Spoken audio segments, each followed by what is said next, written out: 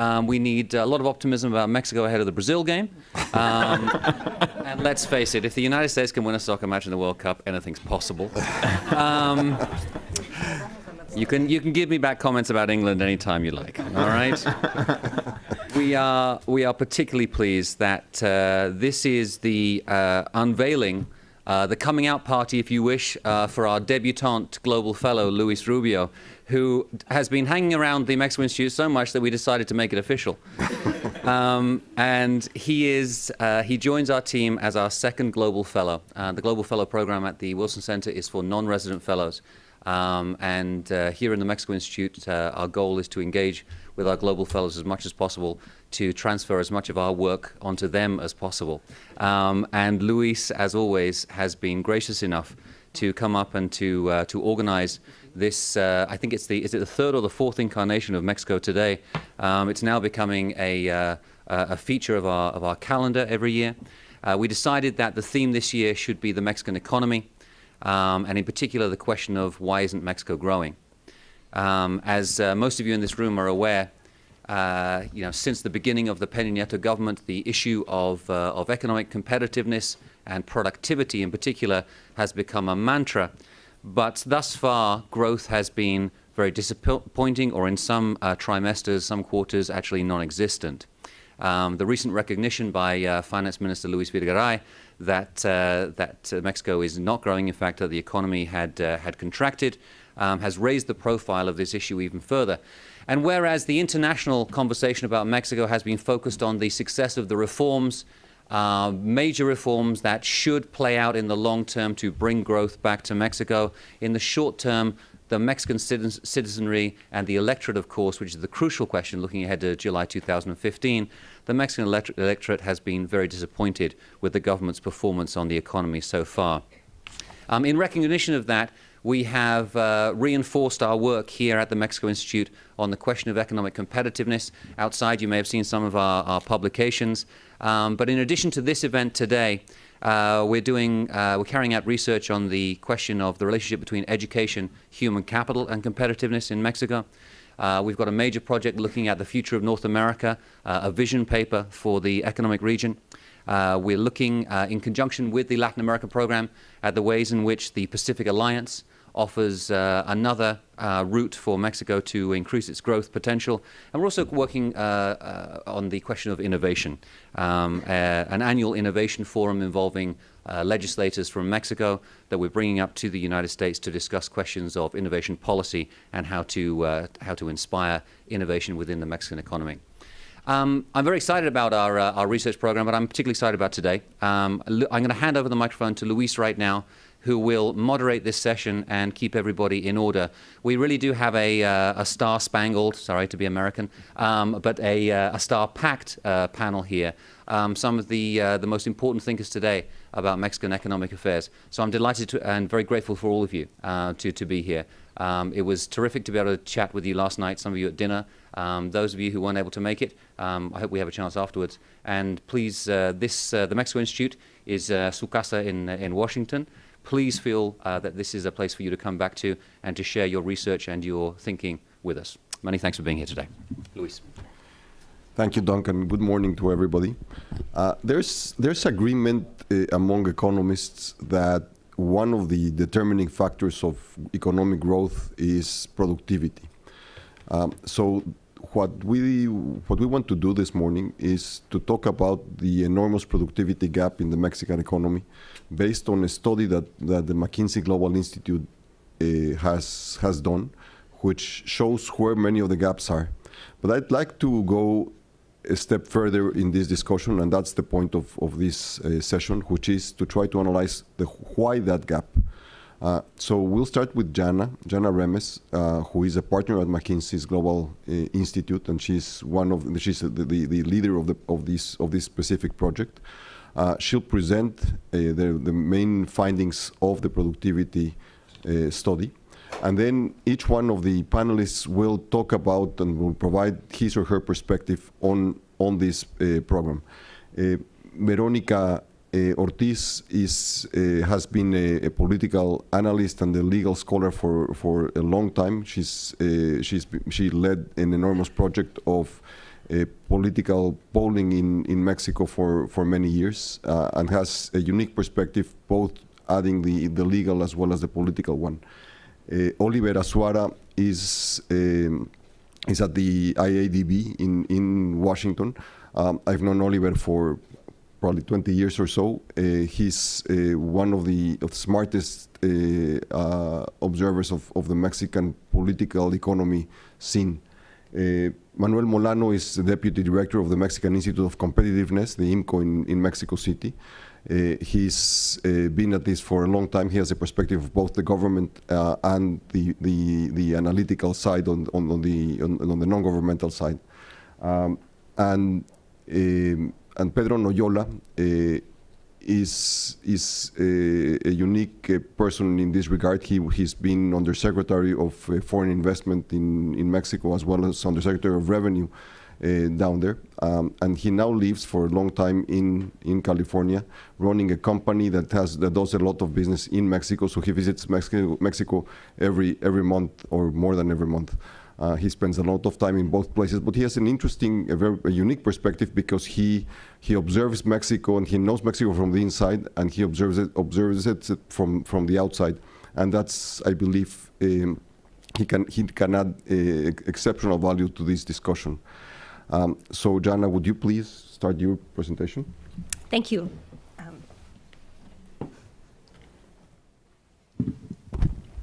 Thank you very much, Luis and CIDAC, as well as thank you, Duncan, and the Wilson Center for the invitation to be here.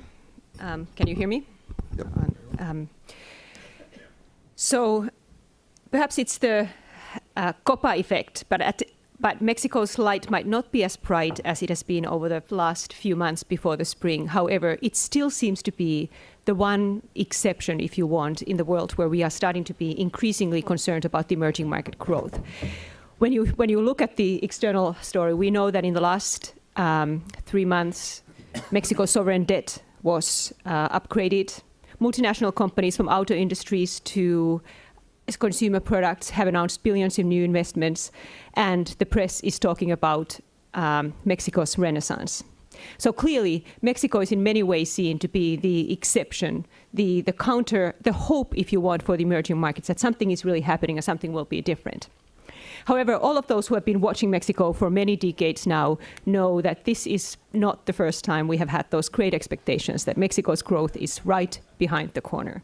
NAFTA signing around 1994 was perhaps the height of this one. The big question, I think, in everybody's minds is this really now Mexico's moment, or are we going to be disappointed again? And this was really the starting point for our research. We wanted to shed light on that question by looking back and seeing what really explains the really slow growth of Mexico's economy in the last 2 decades, despite the fact that the country has actually done a lot of reforms and a lot of changes. And at the same time, we wanted to ask, what does this mean for the future? What would need to change in order for Mexico to really turn the corner? And what we do here in the McKinsey Global Institute is that we draw on academic economic research. We have economists on the teams, as well as draw on a lot of the client work on the ground that our colleagues who are consultants and working with businesses in different industries and different parts of Mexico. And we bring those together to try to shed light into some of the microeconomic underpinnings of the big macroeconomic questions. So what I'll do in the next 15 minutes or less is to give you first, a start on the Mexico's productivity challenge, so we all just set the groundwork on what has happened in Mexico in the last 20 years and what the, if you want, simple projections mean for the future. Then talk a little bit about, based on our country, the deep dives, what do we see as the big changes that need to happen in order for the trajectory to really change. And last, I'll finish with just a few thoughts on what this might mean for North America. So starting with the first one, Mexico's productivity and growth challenge. Over the last 2 decades, during the NAFTA period, Mexico has grown on average 2.7 percentage points a year. This really is not a strong performance for an emerging market with rapidly growing population. And the reason for that is, as Luis already mentioned, Mexico has been unable to raise its productivity. When you look at Mexico's productivity in the recent past, you can clearly see the economic history of the nation. You see the desarrollo estabilizador before 1970s, the import substitution period of rapid growth of over 3% per annum. Then the real boom years of the 70s that came to an abrupt end in the 1980s. We had the lost decade when productivity plummeted rapidly.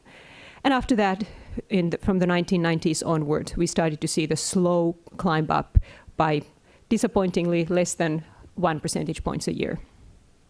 And when you look at that picture, perhaps the most striking fact is that today, the average Mexican worker is not more productive than he or she was 30 years ago.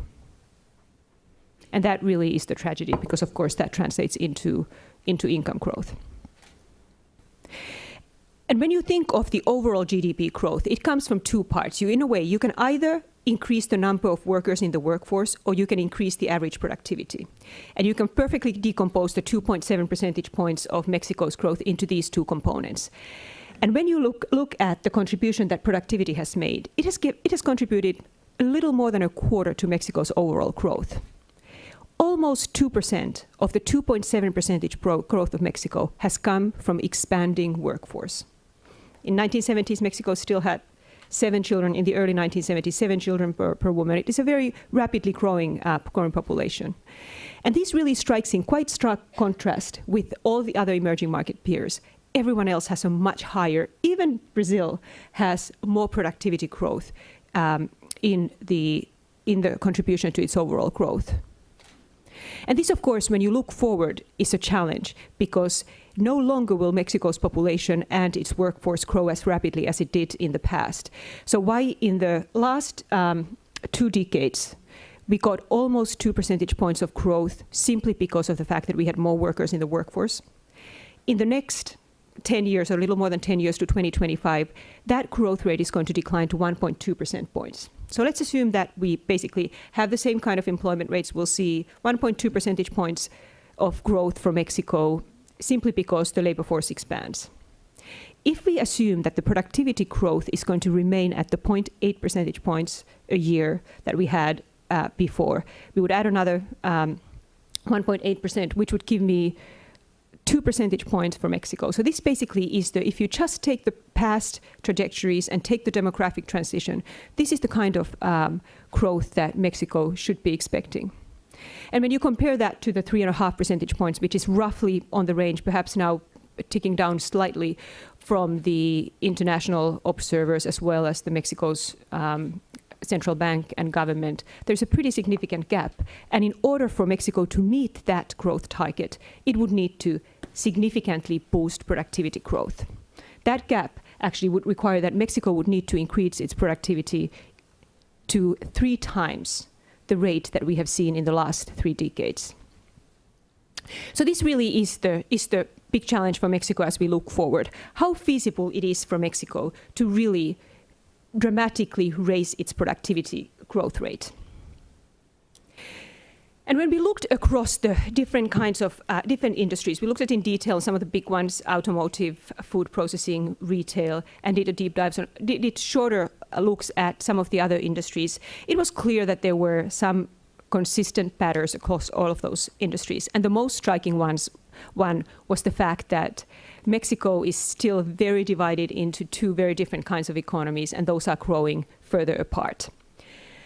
And let me illustrate that with this chart. Basically what we have here is that we have looked at all the Mexican businesses and divided them by size. On the right-hand side, you have the large enterprises with 500 employees or more. On the left-hand side, you have the small ones of 10 or fewer employees.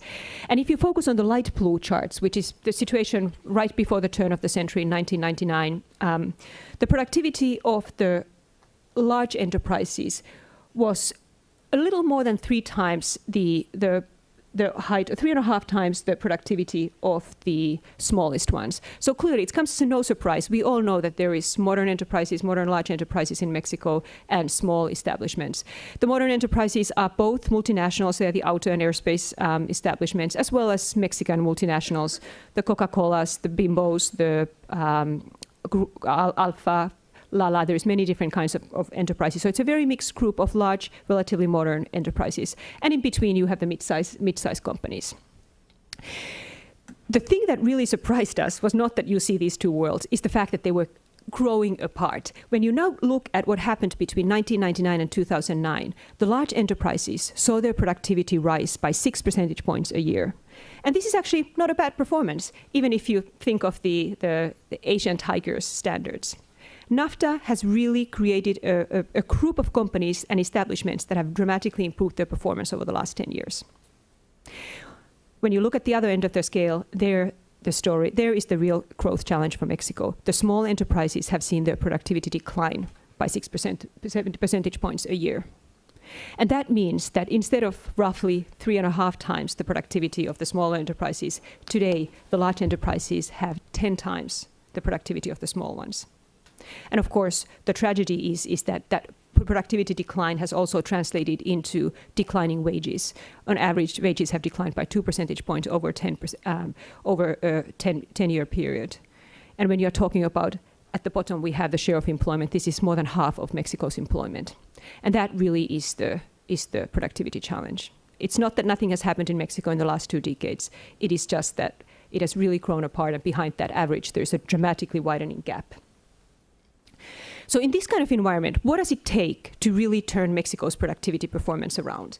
Of course, there's many reasons that we could have a very, very long list. But when we looked across the sectors, there were 3 factors that really seemed to be the ones that, unless you make a difference in these, you really won't see a significant change in Mexico's growth. The first one was we need to help those traditional long-tail enterprises to grow into more dynamic small and medium-sized enterprises. They are half of Mexico's population employee group. They need to change. I'll talk about the others. There's capital, and then there is the large corporations. But let me focus on that first for a moment. There's many reasons why companies stay small in Mexico, yet it's clear that the economic incentives to do so are very strong.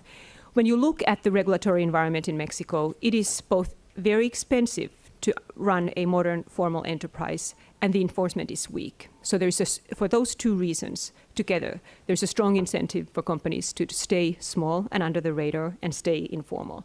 And just to give a few examples, the social security costs, I'm sure many of you are aware, Santiago Levy has written a lot about the labor laws, the fact that it is very expensive to fire someone, you need to pay them severance payments that are often significant shares of their annual income.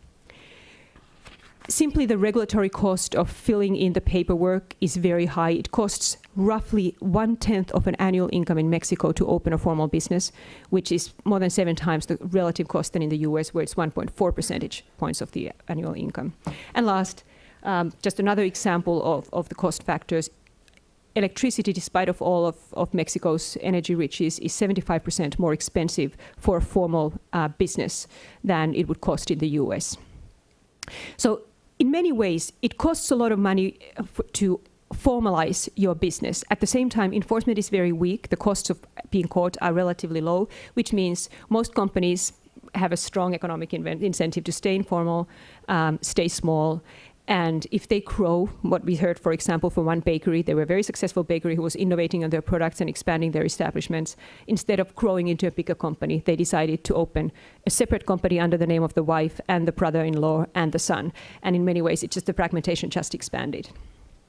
So that clearly is it is hard to imagine a dramatic shift in Mexico's growth without a change in these incentives, on either in the incentives and the enforcement.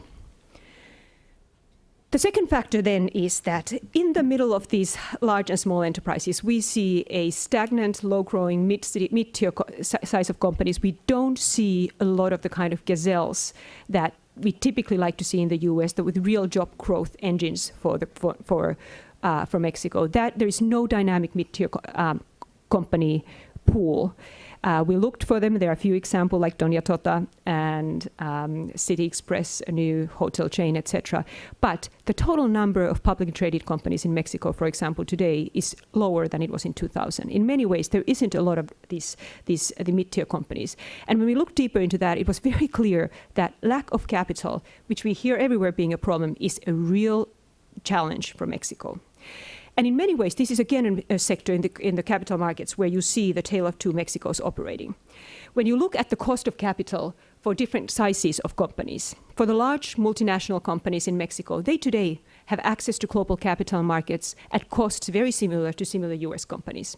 In a way, they really have, NAFTA has made the difference, the integration to North America.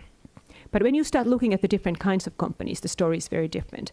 For the mid-tier and small companies, the cost of accessing to capital are dramatically more expensive than they would be for similar companies in the US. So for example, if you talk of even consumer credit, which actually everywhere is a big source of new company growth, you have to pay between 25 to 60% of annual interest. And of course, if you have no access to formal credit, those numbers go even higher.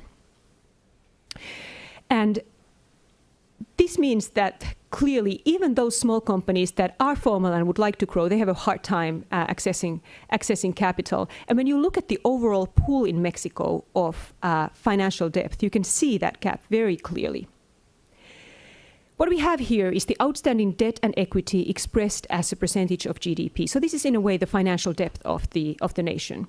And Mexico here ranks low. It is behind only Russia amongst emerging market peers, obviously far behind the advanced economies. But I would like to draw your attention particularly to the red line, which is the bank loans. That is the source for most companies that are small and medium sized everywhere.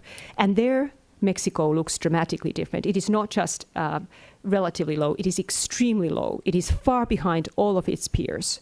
And when you look at it globally, Mexico is there right behind Ethiopia and before Iran in that debt ranking. So it clearly is in a peer group where it would not want to be. And this is a real significant constraint for the mid-tier companies and for Mexican small companies for growing and becoming larger. And this, of course, is one where the fact is, you saw the margins. In a way, there is money to be made, and some people have very profitable operations there. We hope that there is going to be somebody who is going to innovate and find ways to solve that problem, because there is money to be made, if you want, on that. But it clearly, again, unless we see some change in the access to capital, it is hard to start getting the kind of entrepreneurial engine going that we would like to see. So then, in addition to getting the incentives right for the small companies to become modern, giving the capital for those companies that want to grow, the third critical factor for Mexico's growth will need to be continuing to be a place where world-class companies want to operate. And they clearly have been the growth engine for Mexico. Otherwise, Mexico's growth actually would have been declining, as you saw on the chart before. And here, when we looked at why are modern companies, modern large enterprises not expanding as fast as they could, there were a number of factors. One of them is the labor laws. They really do discourage expanding employment in an upturn because people worry about not being able to let them go at the downturn.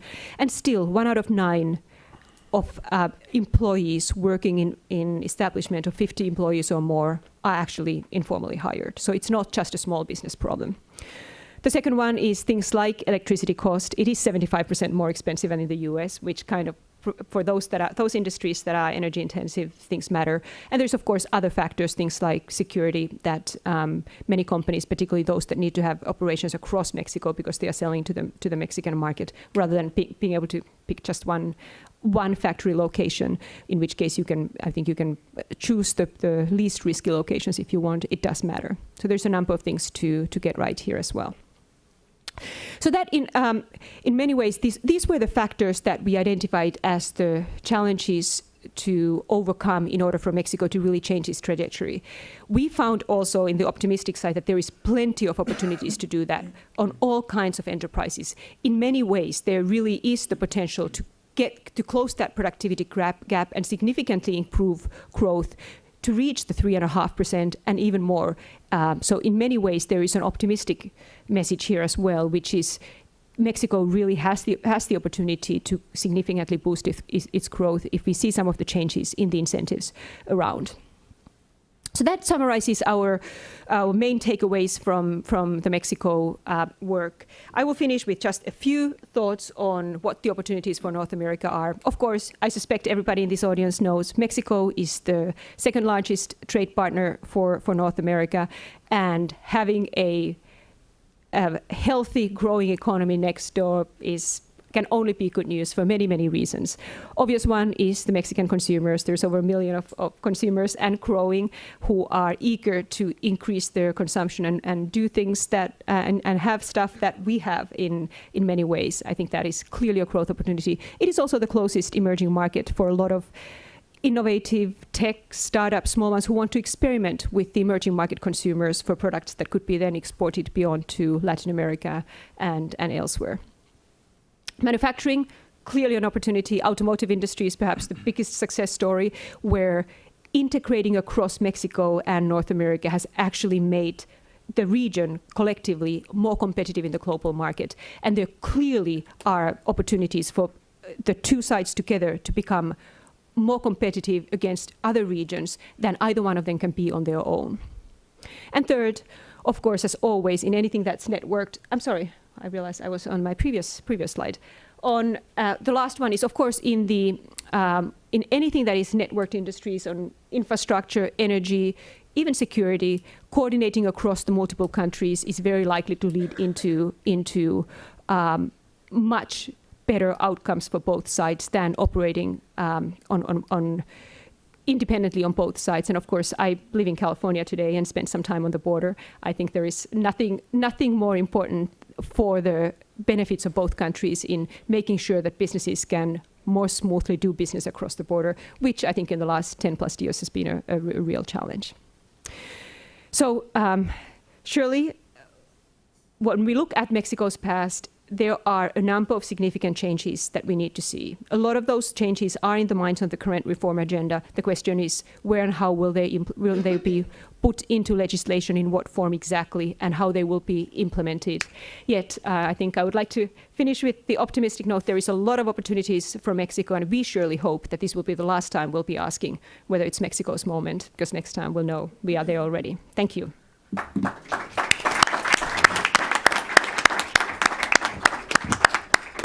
Thank you, Jana. She paints a sobering picture that not only adds or presents the statistics, but also the dimension of the implications for those who actually have to carry out the growth. So the big question is, why is this gap a reality? We have the clear picture of what the issue is, but not necessarily why it has happened, and therefore what can be done. I'd like to ask Veronica to start with her comments at this. Thank you. Thank you, Luis and Duncan, for the invitation. What we have seen here is the question that brings us here together is why Mexico hasn't been growing at the pace that it's supposed to be, given the size of the economy. And I would like to link this more with the, I don't know if I have the, oh, thank you. Oh my God. Which one is the, oh, okay. With the democratic transition we have been enduring for some time now.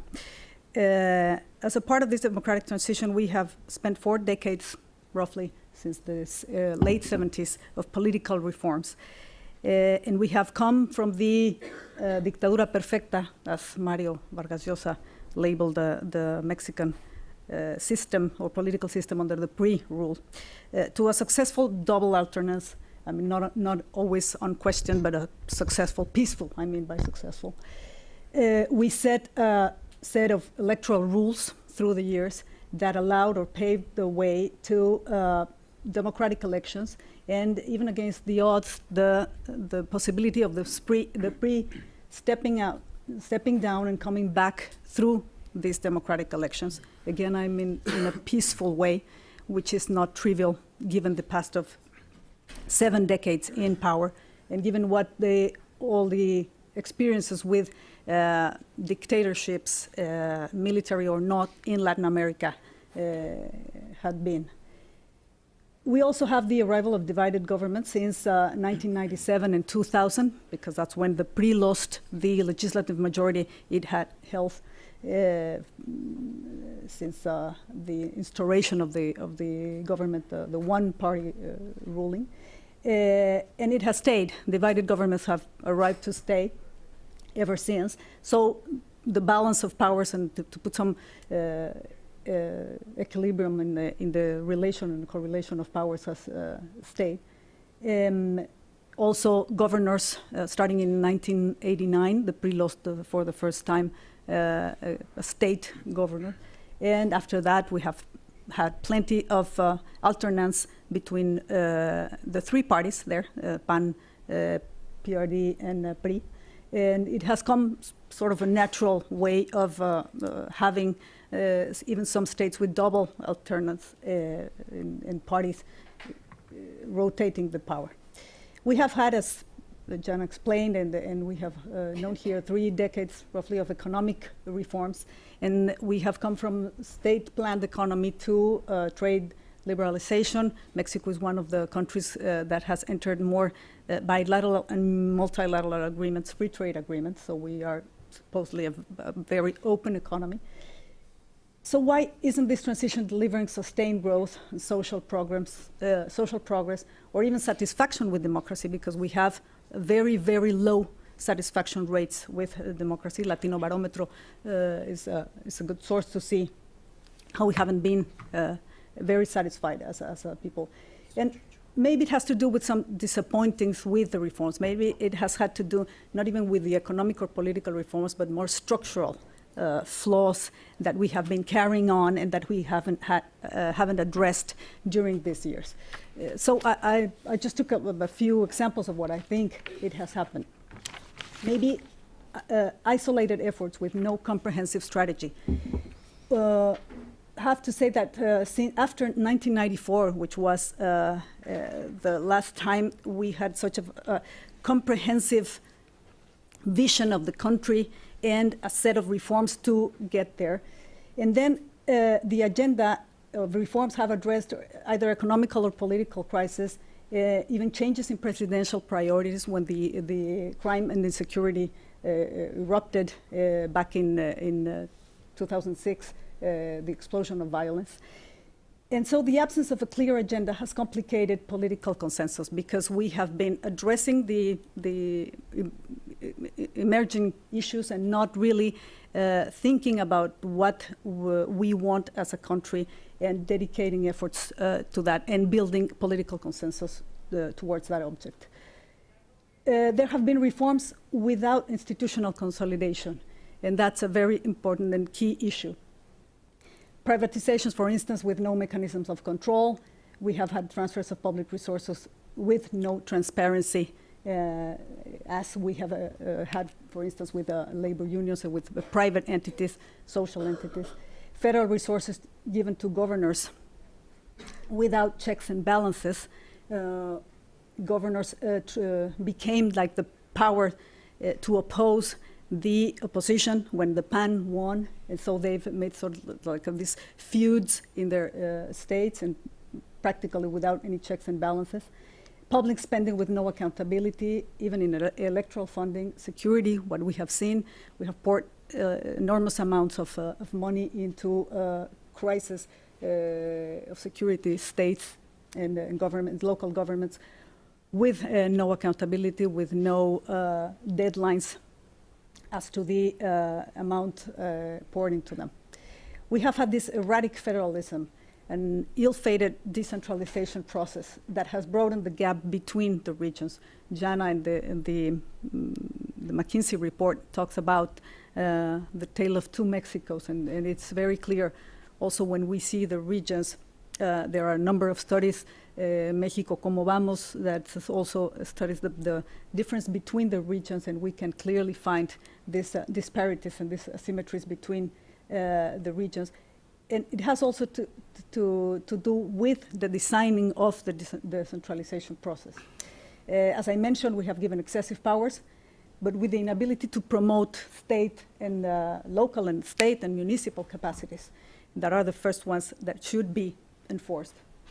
And this poor law enforcement we have been dragging since history. It's part of our constituency, I guess. We tend to over-regulate. We have tons of regulations, tons of legislations, but under-comply with the law. We have this structural flaw. And it is interesting to see that up to now we have 2/3 of the population that see it fit not to comply with a law when it doesn't benefit you, or when you think or you deem it's not clearly just. So there's always a cause for non-compliance with the law. We have this, I don't know what, tolerance with illegality that is very, very rooted in our social structure, and which is also at the base of some of the problems and the deep problems of insecurity, because we have this sort of not clear boundaries between what's legal and tolerated and illegal and not tolerated then. So it's an important measure. We have discretional enforcement. There's always a way to non-compliance with the law that fosters corruption and impunity. I remember someone saying that in developed countries, you apply the law and then you try to use everything else when it doesn't work. In Mexico, we try everything else, and the last resource is to apply the law. So that's the relationship we have with the legal system, and that's deeply rooted in our DNA. That, of course, provokes institutional weakness and uncertainty that deters investments, because economic growth and prosperity has much more to do with the governance and the way we arrange our legal system and the way we not only craft but execute and implement the laws in order for create the necessary conditions for investment to flow. So where are we now? And I'll finish with this. In the structural reforms, of course, we have an impressive record of what happened last year and what we have of this year, with a very ambitious agenda, with a purpose. Again, and I don't want to simplify, but I do think that since the NAFTA era, where we had clearly set the goals, and then the work and the legal work and the legislative work to go to back that agenda, we have now the Pacto por Mexico, which is apparently over, and for all purposes it's over, but the effect, the political consensus built to sign the Pacto por Mexico resembles a lot what we have as a vision of country that we want to attain. The virtue of it, from my point of view, is inclusion of political forces. We thought that wasn't possible. All the legislative paralysis that we lived through Fox's administration, through Calderón's administration, apparently due to the divided government. Well, it didn't stand, because right after the Peña Nieto's inauguration, the Pacto por Mexico was signed, and it was a sort of an inclusive agenda that the virtue of it was to have everybody on board with their own particular demands. Government pragmatism over ideology, and maybe I'm not intellectually correct here, but I like that. I like that the I don't know if it's a new it's too early to say, and we have pending issues there. But what we see is that there's a pragmatism over ideology, which is not trivial, as I mentioned. We have to remove historic taboos, and that's what the PRI is doing now. And maybe what we couldn't do during the alternance with the PAN not being able to fix the root of the institutional deviation, sort of the powers, the excessive powers given to these entities and de facto powers. Maybe what we need is the guys who created them, well, to come and fix that and remove historic taboos, for instance, in the energy sector. And this sort of sense of restored order. I don't know if we're going the right way, but it's this feeling of, the government putting back to the order that was lost in the past years. That, I would say, in general, the good news. The bad news, of course, is this overwhelming federal intervention that may work in the immediate crisis, and we see it in education, health, security. But that delays the necessary controls and accountability and the implementation of correct incentiveness.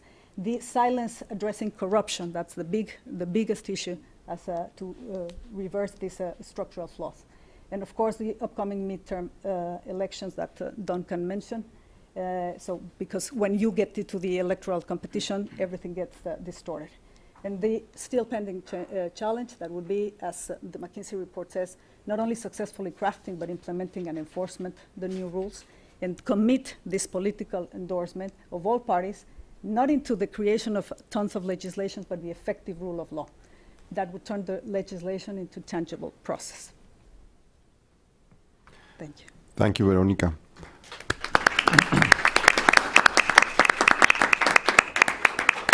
Oliver, would you like to start? Yes. Well, good morning, everybody.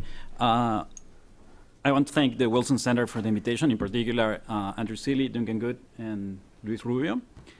I also want to thank Jana Rems and the McKinsey Institute for the report. In my opinion, its greatest value is to socialize a discussion about the problem of the sluggish economic growth in Mexico that has been at the academic level. And finally, someone is bringing these ideas to the earth and trying to craft something different. As pointed by Gordon Hanson, and Santiago Levy, Heckman, Ramos Francia, a bunch of different authors, we have overdetermined the causes of the phenomenon. However, the discussion on the specific policies to be implemented is less clear. I don't have any specifics as well, but I think this is the main problem that we're going to face now and in the near future. The public discussion is not helping on what to do and how to implement that. In my opinion, the majority of the discussions are focused on the outcomes, let's say informality, low productivity, low education, insecurity, instead of the factors that are driving the phenomenon. And that's not clear, and you cannot solve that with the new rich approach that, in my opinion, this government has. So you cannot implement reforms without changing anything. And that's, the substance is not there. That's what I don't see in the current reforms. The discussion on the micro foundations of the low productivity in Mexico, and I will say in Latin America, is vague and sometimes absent.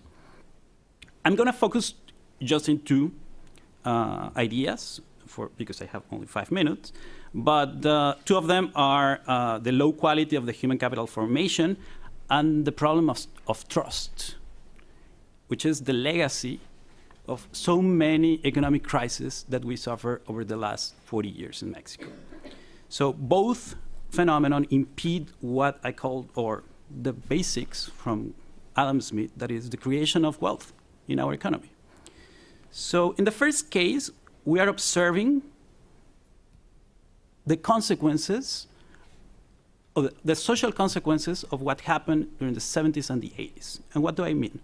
So we're observing significant changes in the structure of the Mexican families, and that are producing more children born into adverse environments. Some of the adverse trends that have emerged in recent years are increases in the number of children born into poverty, and more births that occur out of wedlock, an increase in teenage pregnancy, and more children living with a single female-headed household. More children in households with a partner absent due to migration as well. All of these trends indicate the transformation of the Mexican family and its role in child development. That likely reduces the amount of financial resources available for children and the quality of parenting. So these environments have been shown to negatively affect child outcomes. So basically what I'm saying here is, it's not a coincidence that we have 60% of informality and we have children that live under poverty conditions, 60% for a long period of time. So basically you learn what you see at home, and we cannot ask the people to become a very productive worker if over the previous 20 years they were not taught on what to do, right? So and parenting is a very difficult matter. I'm not father yet, but it's very time consuming, and obviously we need to teach children how to learn, especially now under the current conditions under the globalization conditions. So unfortunately, the school system is not providing the incentives to learn skills that can be used in today's economy. Why is this important? Two powerful forces operate in economies around the world. First, technology of production has changed and continues to change. It increasingly requires skilled labor. An economy with skilled workforce can more easily adapt to the pace of technological change. Second, the world economy has opened up and Mexico as an attractive participant in it. But we cannot respond because we don't have the people that is needed to get the proper jobs and create more value. That's something that you cannot create by passing a law or in Congress. That's what our politicians don't understand. So we need to change that. We were very, our hope was that the school reform or the education reform that was passed was a very useful tool for changing that, but it seems to me that it's being lost in the way. So successful modern economies are characterized by diversity, heterogeneity, and pursuit of comparative advantage. They allow individuals and firms to pursue favorable trading possibilities. They allow this. Unfortunately, our school system is not providing skills that can help individuals to find efficient responses to unique solutions and unique people to produce the greatest value in the new economy. The second part, and I just want to emphasize do you have the clicker? The next, oh, sorry. So just to close this first idea, and why is this important and what's changing? So the parenting part is important because of the following. If we see the trends of the number of births in Mexico by the marital status of the female, we can see that in 1985, around 7% were married. And by 2011, it's less than 35%. This is not I'm not making any link to religious or to religion or anything else. What I'm saying is that in general, the number of hours for parenting in Mexico is decreasing. So we are facing more challenges for the future. So we are not creating or preparing our children to face the new challenges because we don't have enough time or resources to teach them. And this is not something that a law is going to change. Finally, the second idea that I wanted to emphasize is the trust and doing business. The economic crisis, or the legacy of the economic crisis of 1970s, the 80s, and the tequila crisis of 1995 have reinforced the anti-market bias in the market Mexican culture. Why does that, or what is this? Because our anti-market bias is perfectly built in our political culture. So we don't trust the other person, and that's very difficult. It's very difficult to exchange things. So doing business in Mexico is not something, it's complicated, especially for the low-skilled people. So Mexico has a fear and even loathing of incentives on markets. It has created a legal and cultural construction that restricts the ability to adapt to the new economy. The functioning of the credit in the country reflects this.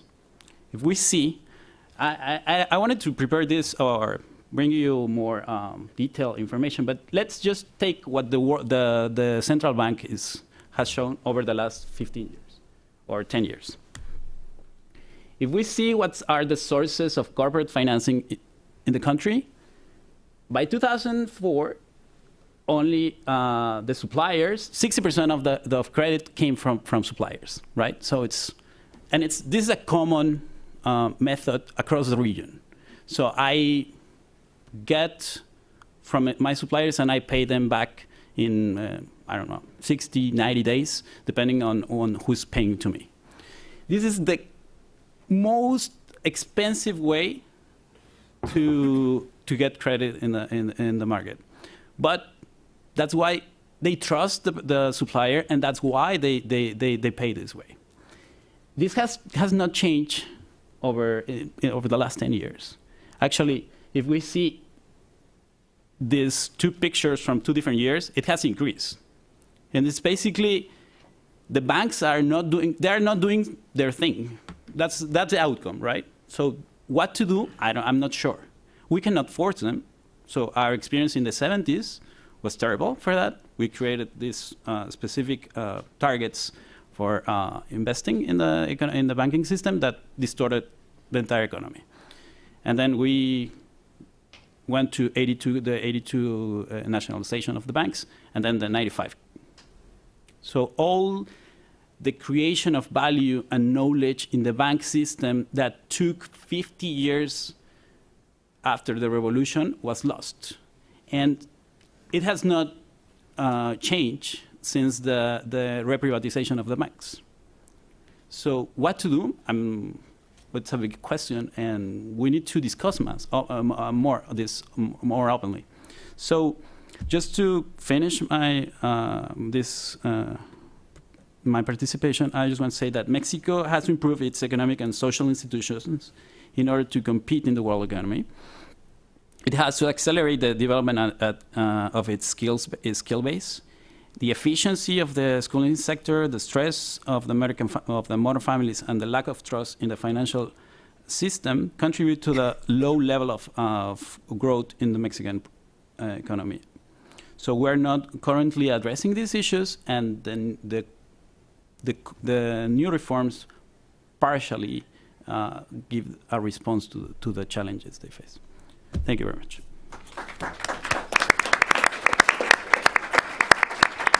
Thank you, Oliver. Manuel, would you please? Absolutely.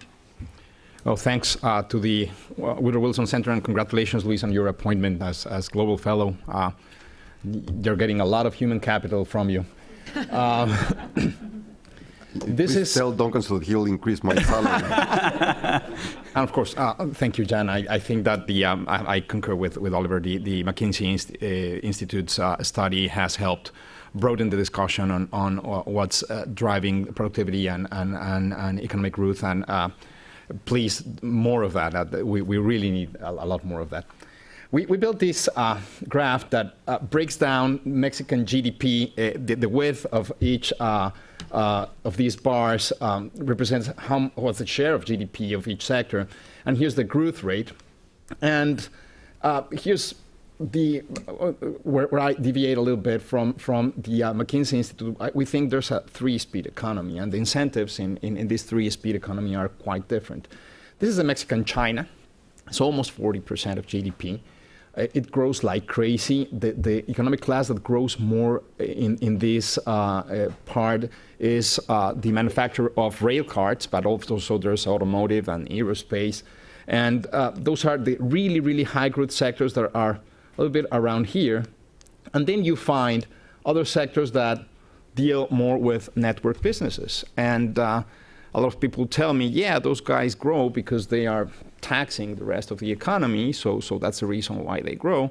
But if you look at how you build GDP numbers, you would find that prices are constant. So even though, of course, these are oligopolists and monopolists that exert significant market power, these are also value generators in a big country that has a very dispersed population and where these businesses are really important. And then you have this big economic class, grows around 4.5% per year, and that's trade. And that one's interesting because the Walmarts of this world are there, but also the informal markets and the people who sell umbrellas in the Mexico City subway are also part of that economic class. And it's really interesting because I think with Luis de la Calle and other economists that the formal sector needs to learn from those guys. If you're standing in Mexico Zócalo, the central square, at 2 o'clock in the afternoon, it begins to rain, probably in less than 10 minutes, somebody will be offering you an umbrella, and that umbrella will be at a very competitive price. So these are real entrepreneurs that are in a very alert mode, looking at and fine-tuning the needs of their consumers. And we need to learn from that informal economy. So are they really, really unproductive? Well, we actually think they are. Most of the people in the informal economy are uneducated, and there's a very significant correlation between being informal and being uneducated. So I think Oliver's right on the money. I think that the solution deals with human capital. But I think that we need to make a country where these people are able to work and contribute to the public services and live in a different way. Then there's next slide. Clicker. Here it is. This is the central part of the GDP. That's the sluggish part, stalled sectors. They grow around 0 to 2.5% per year. In this section, you have agriculture and food mostly, but especially stuff that is devoted to the internal market. And here you have this big economic class that also deserves comment, real estate services. Mexicans, middle-class Mexicans, usually buy houses and apartments to rent them, and that's as entrepreneurial as they will get. We had a serious change in the laws in the 1800s, in the President Juarez from 1860 and on, in order to take away land and take away real estate from the church in order to mobilize these assets into the economy. So the new church is the Mexican middle class. We basically do that, and that doesn't really generate a lot of growth. I guess that with all the crisis, we heard all the sad stories of our uncles and parents losing money in industrial businesses and services businesses. And we saw grandma and other people renting apartments and said, yeah, that's the kind of thing we need to do. Here is where the McKinsey recipe on labor productivity applies most, and I think it's important. But there's also a policy implication, and I'm not sure I'm going to be able to do this in 5 minutes, but I think that it's not only labor productivity. If you break down total factor productivity and you try to look at the productivity of capital, the productivity of labor, the productivity of energy, which we have done in IMCO, you would find out that labor productivity is stalled, but the productivity of capital is plummeting, and it's been plummeting for the last 20 years. So what you get is first a bad investment decision that creates some sort of a formal or informal company that creates unproductive jobs because the business model basically loses money. And we need to address that. Why are we investing in these really lousy sectors? A lot of it has to do with fiscal incentives. A lot of it has to do with property rights. A vineyard in California would probably go $1 million per acre because that land price reflects the net present value of the production of wine that thing is going to produce forever. While the same piece of land a few kilometers down in Mexico cannot be sold, cannot be leased under ejido laws, and basically won't be able to accumulate capital. So I agree with Oliver too. I think that what we need is better policies for companies and individuals to accumulate capital. We despise capitalists in Mexico, and we need to create a culture that admires and promotes capitalists. So this is what worries me, and this is where most of the structural reforms are headed to. This is the value destroyers. And what do you have there? You have oil and gas, which is really amazing. How can you destroy value in a business that produces 1,000% profit rate? I'm not sure, but we managed to do it. There's housing also. We're losing value in that one. And there's a huge fiscal distortion going around there. They tried to correct a little bit of that, but didn't totally succeed in doing it. There's also restaurants, basic chemicals, oil and coal derivatives, pharma. Those are the biggest ones, but there are some that really, really lose value. So we need to address those. And I think that structural reform tackles some of the bleeding that happens in this sector, but not completely. So if I would make a comment on structural reforms, what happened in labor reform? Well, we water it down so much that it's really not significant. It's a federal law, but it's implemented in states, and the implementation is really asymmetric. If you really wanted to have good labor rights, you would have enforcement of these laws in the informal sector, but the informal sector is misrepresented in this. And I think one of the reasons people employ informally is that it's impossible to prove employment in labor court if there's no contract, if payments made in cash, if there's no paper trail or paper record, even if the taquero takes a picture of himself working for the guy can get out of a labor procedure, so it doesn't happen. And we didn't address Social Security, and this is a big issue. And The Economist said recently that President Peña missed this reform, and I completely agree. Social Security in Mexico, the Mexican Institute for Social Security is an institution that has a lot of problems, but I guess the main problem is that there's a very bad cost to value proposition to workers. So if you know that you can get some of these services cheaper, even in Seguro Popular, but even in the private sector, then you would be crazy to pay for Social Security. And of course, there's differentiated access. If you have a really bad disease, it's very hard that you get to a specialist. But if you work in Comisión Federal de Electricidad, or if you work at a large company, that can change. So companies and individuals in Mexico have different levels of access to the good public goods. And I think that's something we really need to address. That's part of the political economy of why people don't pay taxes and why. The competition, it's a tougher law, but we are doubting, can it be really discretional? We also believe that COFECE rules in markets that are already competitive. They had a very tough ruling in the market of paint, which is quite competitive. I mean, you can open a paint factory for $5 million. There's no barriers to entry. But they really struggle with the hardcore monopolists. The fiscal reform was draconian. The incentives are really ill-conceived. I guess that they really didn't see this one coming, and probably it's very hard to reform. I don't know what the political implications of this are, but we really need to stop thinking that a generalized value-added tax is a bad idea, and we really need to start taxing more consumption and less production. Because we are a country that likes to consume and hates to produce. So in that way, we would be able to make things happen. In energy, I think that's ambitious and far-reaching, but it depends on other institutions working properly. And for example, the municipality of Agua Prieta, Sonora, which is right in the Arizona border, is creating a $10,000 tax on each gas connection that happens in the municipality. So that basically happens that it will be really costly to connect to the U.S. industrial and energy revolution if you have that municipal tax. And you have 2,500 stories like that all over Mexico. So we really need to be able to do that. And in the financial part,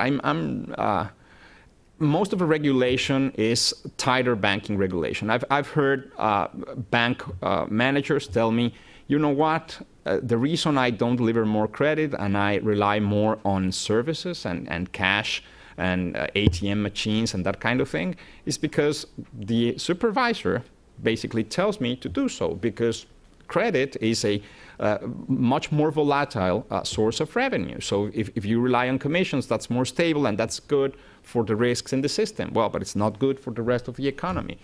But we also tend to think that credit is for everything. Credit is for small businesses, and small businesses in Mexico have a very high risk. So what we need is entrepreneurial culture, we need partners, we need a business environment much more like the US, not only credit.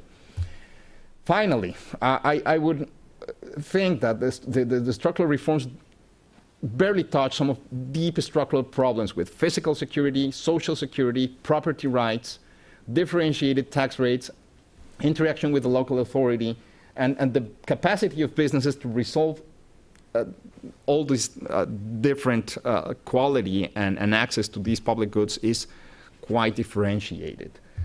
What should we do? We need to think about governance efficiency and efficacy. There was this Brazilian gentleman at a conference like this that told me that Brazil was the country of dinarundi. How's that? Well, we pay taxes like in Denmark, but we have public services like in Burundi. Okay, so I thought Mexico is also sort of like the Narundi, but some people, few people, pay taxes like in Denmark. Most pay taxes like in Burundi, and we get Mexican public services. We need to encourage small businesses to grow, not to stay small, and I think things like collateral from government is only for small businesses. So how many small businesses you want? We've seen companies break in 2, 4, 6 in some sort of company mitosis in order to be able to get these collateral. That should change. Competition policy. The source of oligopolies is regulation, not asset ownership. And I don't think they really get it. I mean, what we need is to change regulation that allows monopolies and oligopolies to happen. Better enforcement of basic rights. I mean, things like your personal security and property. And also, finally, improve investment decisions, public and private, physical and human, through fiscal policy. Fiscal policy can be really powerful in order to make the right incentives. And that would be my comment. Thank you. Thank you, Manuel. Pedro, please. Thank you.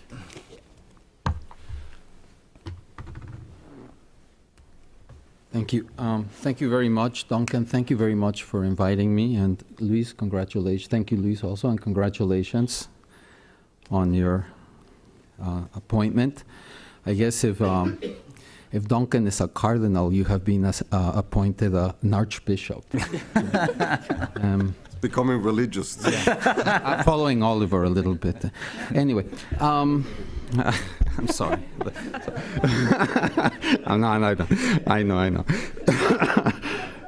Anyway, I would like start with the saying I heard at some point in a few years ago in Mexico. I don't know if it's a Mexican saying or not, but I think it should be embedded into the conscience of every practicing professional economist, because we are all guilty of this. And the saying goes something like, people who don't give results give explanations.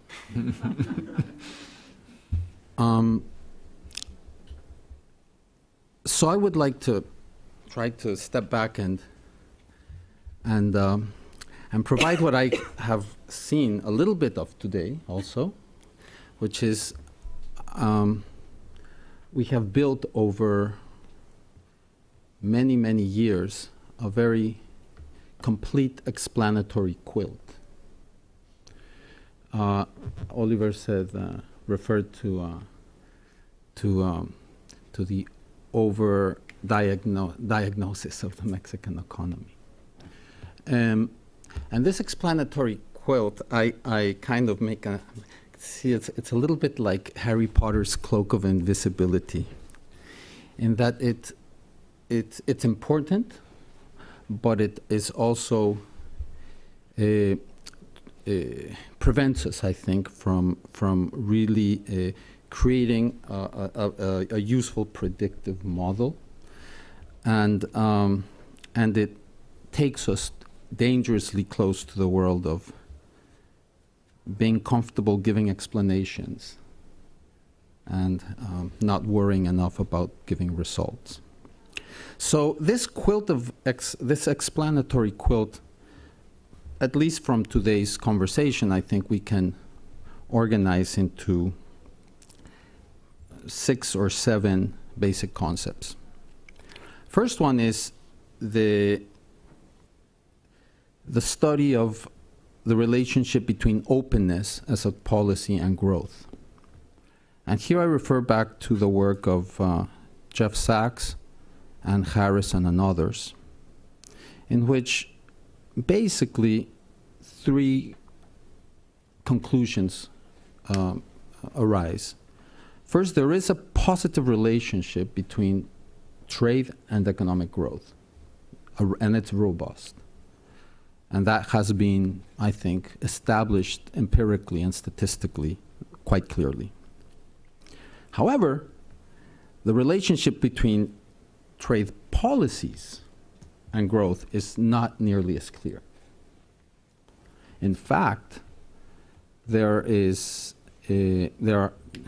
almost seems that it depends on the psychology of the researcher that we get to whether that relationship is statistically significant or statistically insignificant.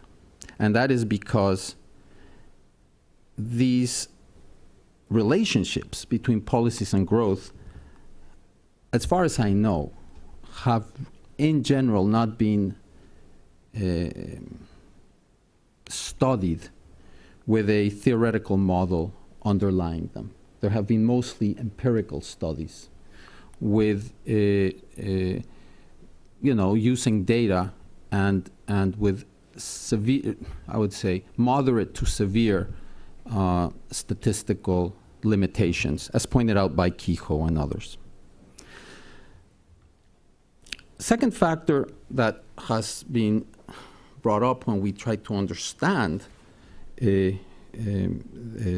dilemma of growth and in the Mexican economy, certainly from for the last 10 years at least. And the discussion would have started, I think, 15 years ago had it not been for the financial crisis of 1995. Is the role of the Mexican financial sector.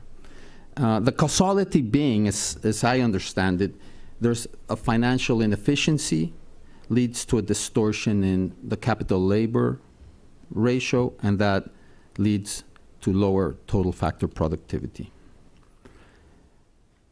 Ortiz, Tornel, today Oliver, also, and to a certain point the McKinsey study, point this matter of financial inefficiency as another explanatory factor in the low growth dilemma. And the argument is that in the non-tradable sector, and in particular in the low productivity non-tradable sector, the credit market is not working. And we saw several indications of that. Ortiz and others say, well, part of an important part of that has to do with the bad linkage between the credit system and the property right legislation, and particularly bankruptcy legislation. I'll just ask, really? And leave it at that. We can talk more about that in the future. Another little element of the quilt is the rigidities in the labor market. Molano, Manuel mentioned them. Another one is the problem of competition in the non-tradable sector and the drag it creates on total factor productivity. I think Jaime Serra has always been focusing on that for a long time, as Manuel Molano does today. A very important one, and that I think originated to a large extent the discussion today, is what I call the trap of informality. And, of course, Levy has talked about this for some time, and I think the McKinsey study really its core preoccupation stems from really trying to see and pierce through the underpinnings of that trap. Another factor is the issue of contract enforcement, rule of law. Memo Aguilar, with whom I've worked many years, and now as a professional law, we've done work on this and studied it professionally and written about it for many years. Veronica Ortiz today makes a very strong point about that. Then there's other factors like migration, demographics, etc. Anyway, I don't question the identification of these factors as explanatory factors of the drag in the economy. But I do ask the following question. If we could build a growth model in which all of these factors and others were properly defined in a theoretical model and put parameters in them that were the correct ones, would that model be a good predictive tool?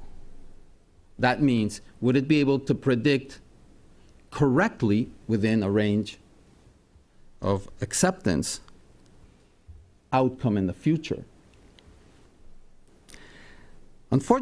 Today, unfortunately, I say no. And I would like to introduce something that Oliver very briefly and I think somewhat intriguingly mentioned as trust or distrust. And I would like to mention as the credibility gap. As something that worries me. And I bring this up knowing that credibility in the past, traditionally, has meant something different than what I want to address today, but with, for lack of better term, I'm using it and stealing it, but I don't mean credibility in the traditional sense. Because the traditional question is, in terms of credibility, is basically, is the government intertemporally consistent? That is a government's promise to do something today, which today makes sense.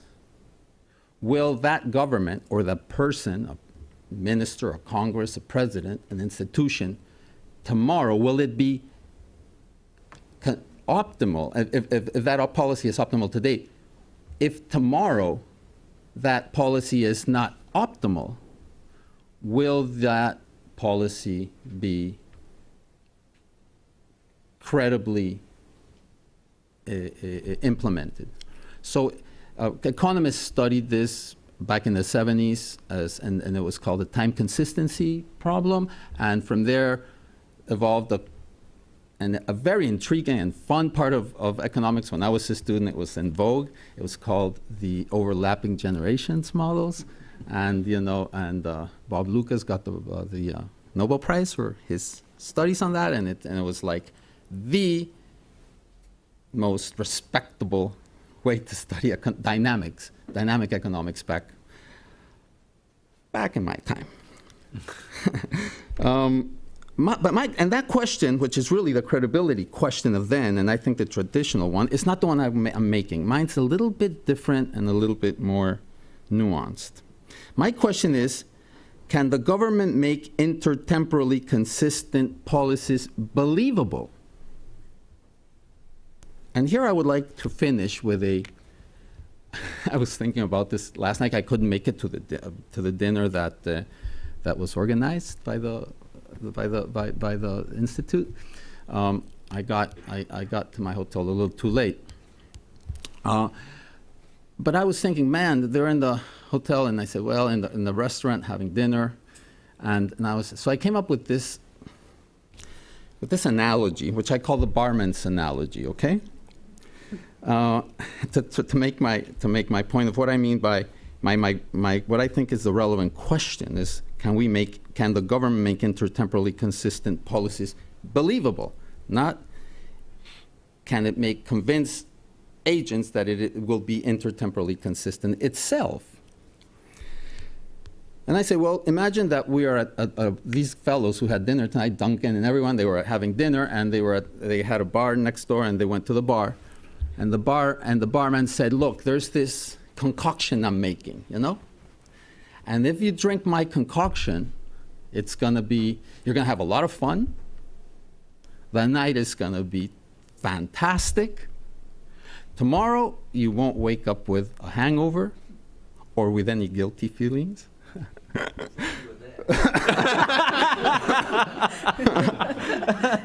And everyone who's coming into the bar is having this concoction. So let your free spirit flow, and everyone is going to be drinking this drink tonight. Okay? So let's assume he was right, that concoction is a magic potion.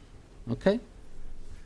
And Duncan said, give me one of those, you know. And so, but what Duncan and all of the people, in order for you know, so everyone has that. The point is that imagine that barman are the Mexican institutions or the Mexican system, and that concoction is that properly parametrized model of growth with all of these little factors: a correctly functioning credit system, a good competition policy, a good legal system, you know,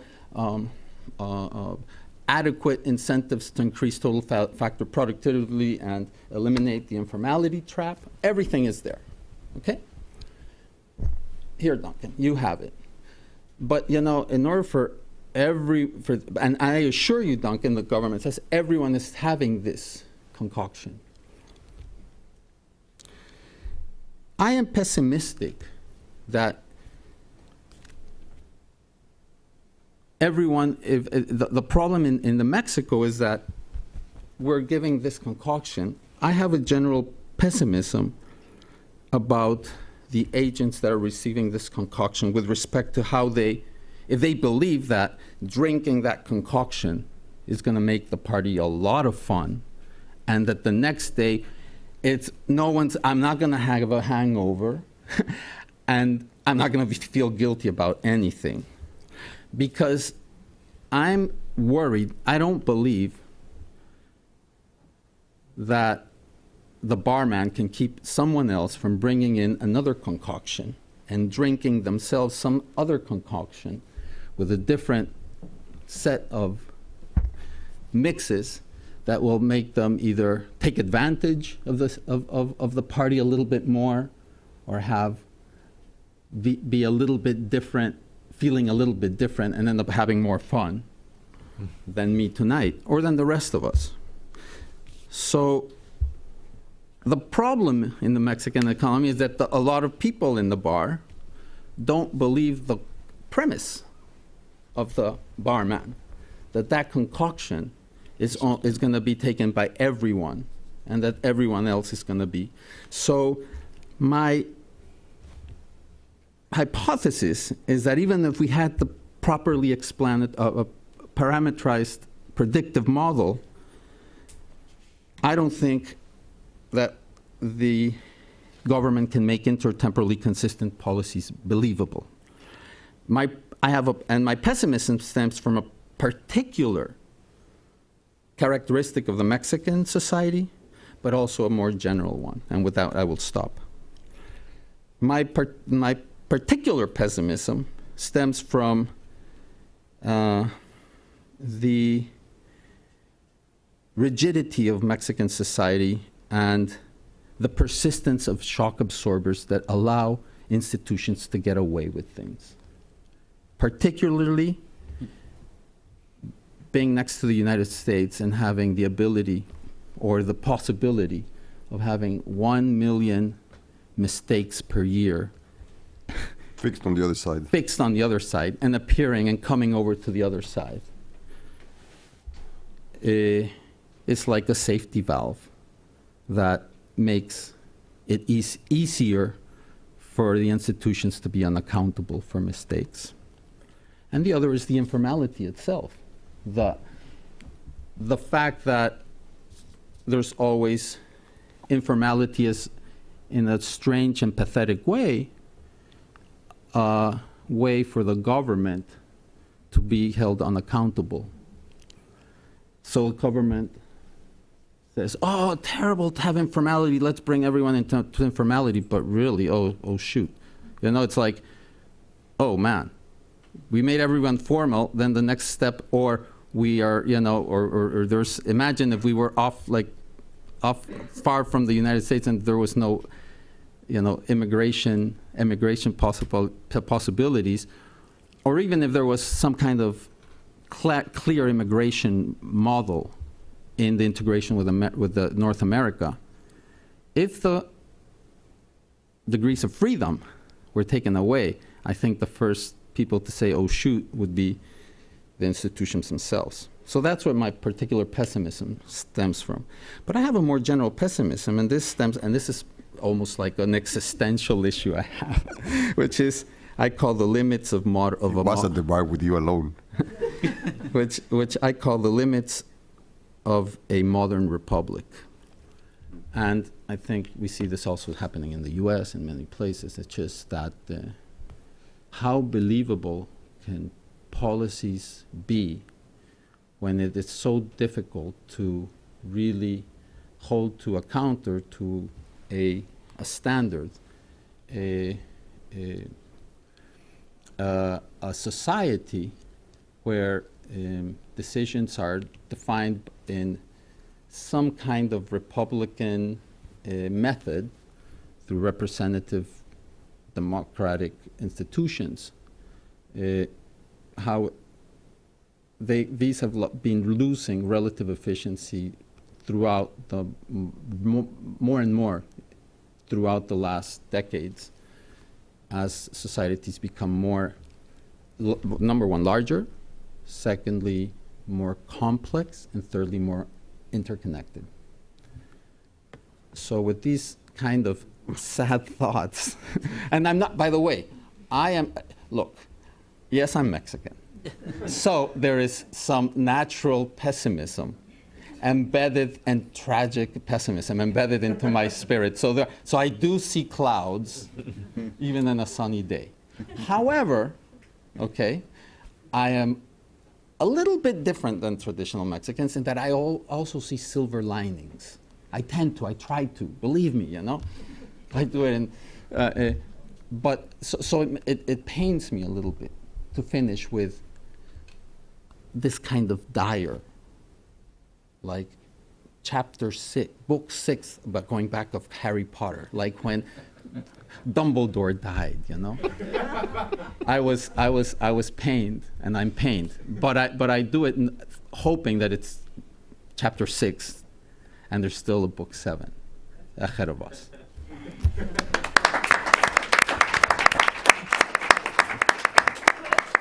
Thank you, Pedro. I'd like, before I open it up, I'd like to give you some sense of what I learned in this session. I think you've just heard a sample of great thinking and analysis of what's going on in Mexico. It's not that difficult to figure why Mexico's facing such difficult times in terms of economic growth, and why it has been doing so for quite a long time. Einstein said that the questions are the same, but the answers keep changing, and I think that's what was, I think, wonderful of this panel.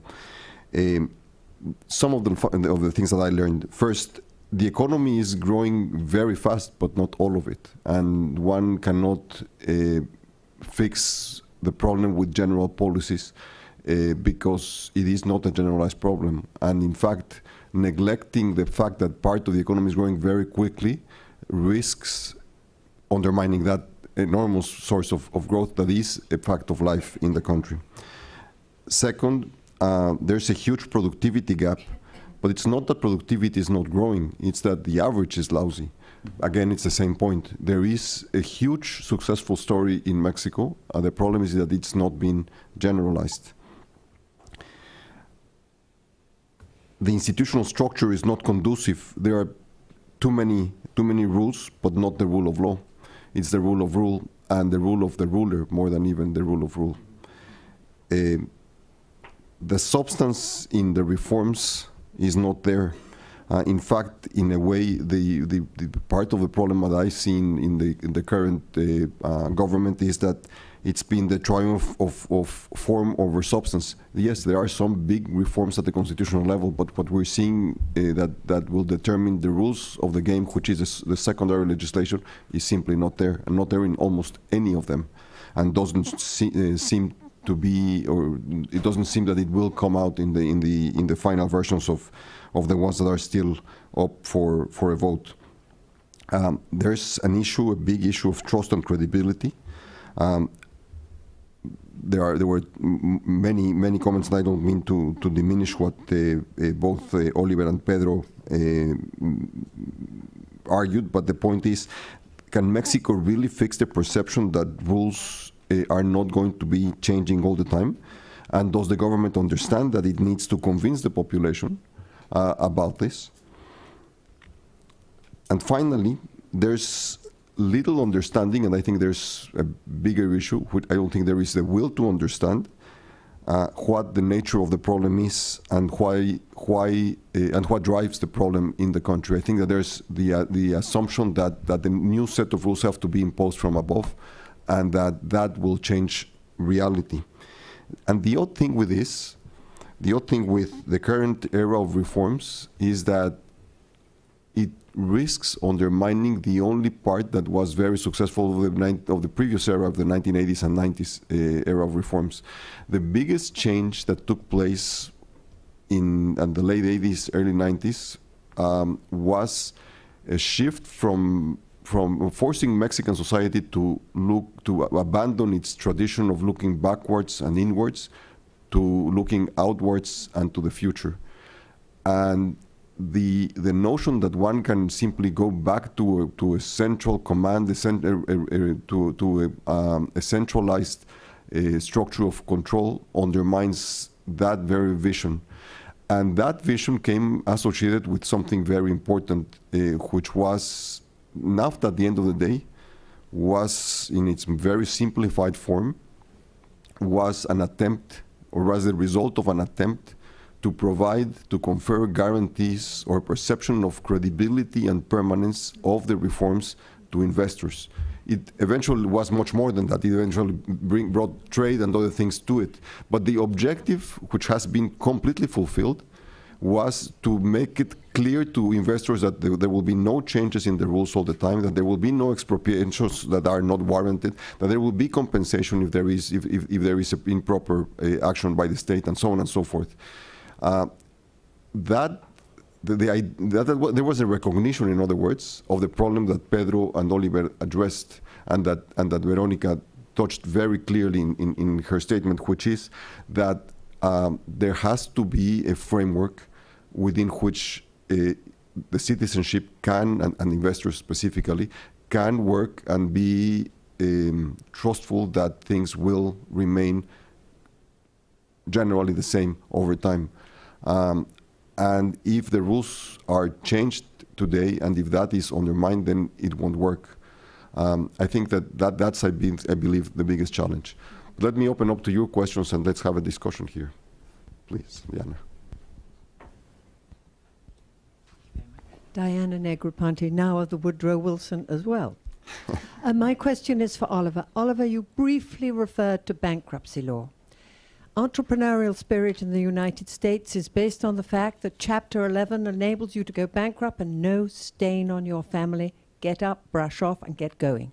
Mm-hmm. Where does bankruptcy law and reform in this area stand in Mexico? Well, it has changed over the last 5 years, and I think,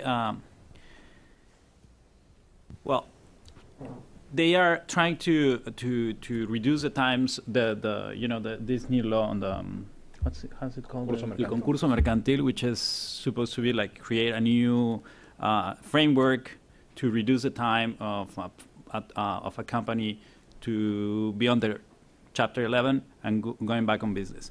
I haven't seen any assessment on how effective this change in the law is, but I hope, given the reduction in the time span that included in the reform, I will expect that that's gonna be a boost eventually. But I haven't seen any change. Any analysis on what's going on.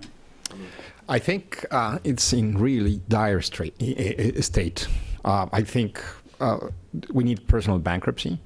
The fact that we couldn't get the proceedings going for a thing the size of Mexicana is really appalling. You see, that's probably one of the reasons why there's no corporate assets in Mexico. Because when you go bankrupt, law says that the workers get the first place in the queue, then there's government, and there's other creditors. So if you are a banker financing a company, you're basically in third place at best. There's always a possibility that you would when you know as a business person that you are going into bankruptcy, that you would create fake mercantile lawsuits from members of your family or other associates. So banks go with 7th, 8th. And I think we really need innovation there. I mean, there was, I mean, I think Pedro can help us with that one. There was some theoretical papers in the 1990s from National Bureau of Economic Research where basically creditors of bankrupt companies could go into an auction and decide reductions on the debt owed against a higher place in the queue. That would help us refloat companies. But when you look at American Airlines versus Mexicana, you really have a sense that is really not working. And I think we've created also some sort of a mafia of mercantile lawyers at the institution that deals with this. Is called IFECOM, Instituto Federal de Concursos Mercantiles. So most of the firms are informal. They die informally. You basically create a very simple suspension of activities for the fiscal authority, and that's it. And there is a stain on your personal record. We don't have the same business dynamics, and probably the reason why some of these businesses remain microscopic. Luis, may I be anecdotal for a second? Already been, so why not? No, I'm trying to be... Oh, I ask for permission now. No, with respect to this question, because I am overseeing a bankruptcy process right now, actually, as we speak, of a medium company that was family-run, traditional to a certain point, in which an important part of explanation, after we look for explanations always, of its demise came from the fact that it relied exclusively on supplier credit,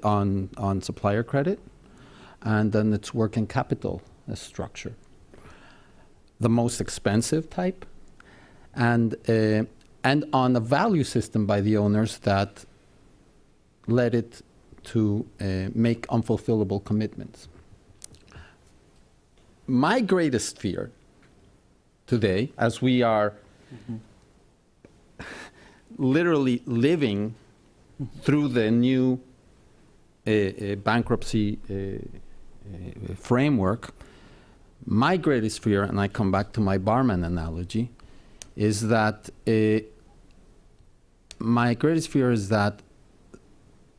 I don't see a structure in which the system operates evenly on clear enough rules that guarantee that the bankruptcy process will flow normally. I am really fearful, and it has happened, that I won't go into the dire details that have kept me from having peaceful nights, but it worries me very much when the lawyers of the process start asking for, they call them gastos, just for fees, not for fees, but for some monies. Expenses. For expenses. Why? Why expenses? Well, we have to take this process through a track that will make it more expedient. I say, what the heck are you talking about? And then the chairman of my board, which I'm a part of, tells me not in very kind ways to basically stop asking questions. So I'm saying, so that means that other peoples are really drinking from another type of concoction, and you're wanting me to drink this concoction. That makes me not only really upset, but really nervous, really scared for the company and for its shareholders and for its employees, and very uncomfortable about being in a system in which I fear that the rule that is being applied to me in this process is not the same as the rule that is being applied to someone else in the same situation today. Veronica. No, I just wanted to mention, I don't have the data on how the legislation is working, but I do know that it has to do also with the capacities of the judicial power, which are not at the federal level, are better off now, but the local level, which has to do with a lot of the registries of the real estate and some assets that you have to go and fight at the local level. The capacities are also, we have several Mexicos regarding not only the rule of law, but the judicial capacities and the professional capacities. We're still lacking things in there. The good news is that the fiscal reform, the draconian fiscal reform, the first bill included, I think, an article saying that in the case of bankruptcy, all the assets of the shareholders were subject also to the process. So thankfully, they changed that.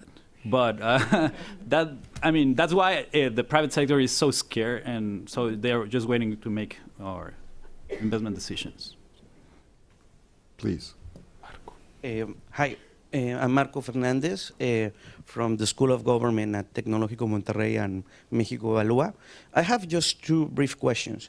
The first one, it's related to what Manuel mentioned in his presentation, and I would like the rest of the panel to make an assessment of how the current debate or the structural reforms that are being under implementation address precisely this growth challenge. If they are really addressing this growth challenge, and in what way, and in what ways are the limits of how these policies can contribute to finish the growth challenge of Mexico.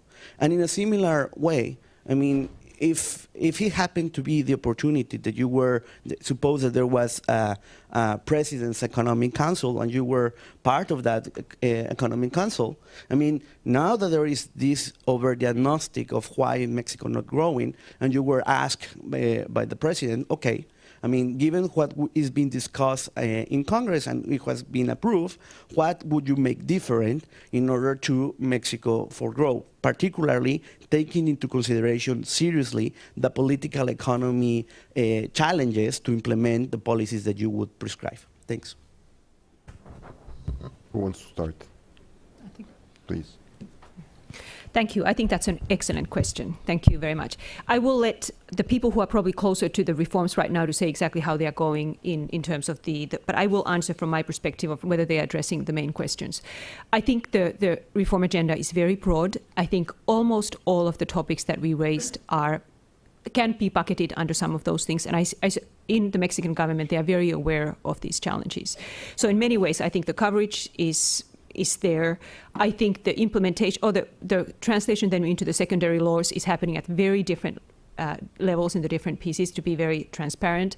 There are some areas where they're, based on our diagnostic, there raises some questions like the fiscal reform, for example, which without appropriate enforcement can continue to contribute more to the informality challenge. On the other hand, on the energy reform, although that is also one that is still dependent on the implementation, I think that has a potential of having a shorter term impact simply if we can bring in investment in the near term. But I think we'll hear the comments from the others. I think the critical question in a way, what would I do if I was the one who had the magical powers? I think I would like to give two answers to that. In the short term, I think I would very much focus on enforcement. I have worked at McKinsey Global Institute across dozens of countries for over 10 years now, looking at what makes what creates real change on the ground. And there are some legislations that do matter a great deal. I think some of them are like FDI and trade laws. And I think Mexico has taken care of many of those big bucket items very well. I really would put a lot of the emphasis on enforcement, on building the capabilities of the public sector.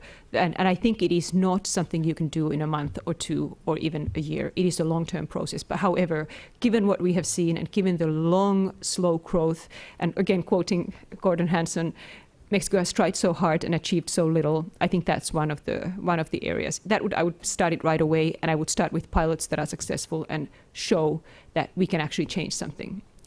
On the longer term, I think I would agree with what my co-panelist mentioned, is that education will be, in the long term, the critical differentiator. And I think that has been Mexico's real challenge. So I would definitely make that a very big priority. Again, it's a public sector challenge.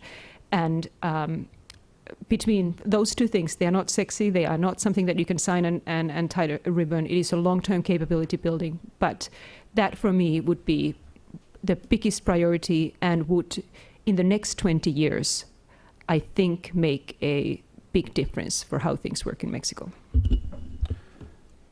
Anyone else? Well, I just want to say, now that we're in the World Cup, I think we're observing the Panini approach, which is the little stamps. We're having all the stamps. Oh, what reform you want? We have it, but we're losing what the real sense of the reforms. And I think, answering your question, I will say, and talking about another British person, Tony Blair always says that your government needs to focus on at most two things. And I will say, I'll say two key important parts are the energy sector and the education reform. Peña Nieto's legacy is going to be the reform of the oil sector and the energy sector per se. Everybody's going to remind him or his administration because of that. So I will take everything else away and focus on those two things, implement these two things very well. And unfortunately, what I see is like we are repeating the 88, 94 scenario where we're reforming everything, and at the end, you have so many conflicts that's the main risk. I'll see that call at the end of the administration call. I think we need more legislators educated on the Becker paper from the 1970s on crime and things like Kleinman also. I think that if we would think of lesser punishments with a higher probability of enforcement, then we would be much more successful than in making a country where the rule of law really exists. And there's examples of this all over. I mean, Reforma had the news yesterday that they were increasing the penalty or the prison term for and also the economic fine for people that steal electricity, famosos diablitos. Well, if you can hang them, and if you don't enforce it, it will be absolutely useless. There's also a lot of conversation on the local labor litigation courts, las juntas de conciliación y arbitraje, which is not really a court, it's some sort of weird executive branch of power justice kind of thing.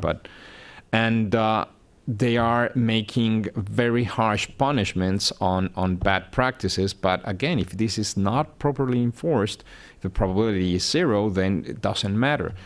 But the fact that you have a high penalty actually is important for your enforcement rate, because if I know that my kid is going to jail for 15 years for having 15 grams of marijuana in the trunk, then probably I will make all my efforts possible in order to keep him off jail, because I know that that's just too harsh and that's potentially destructive for his life.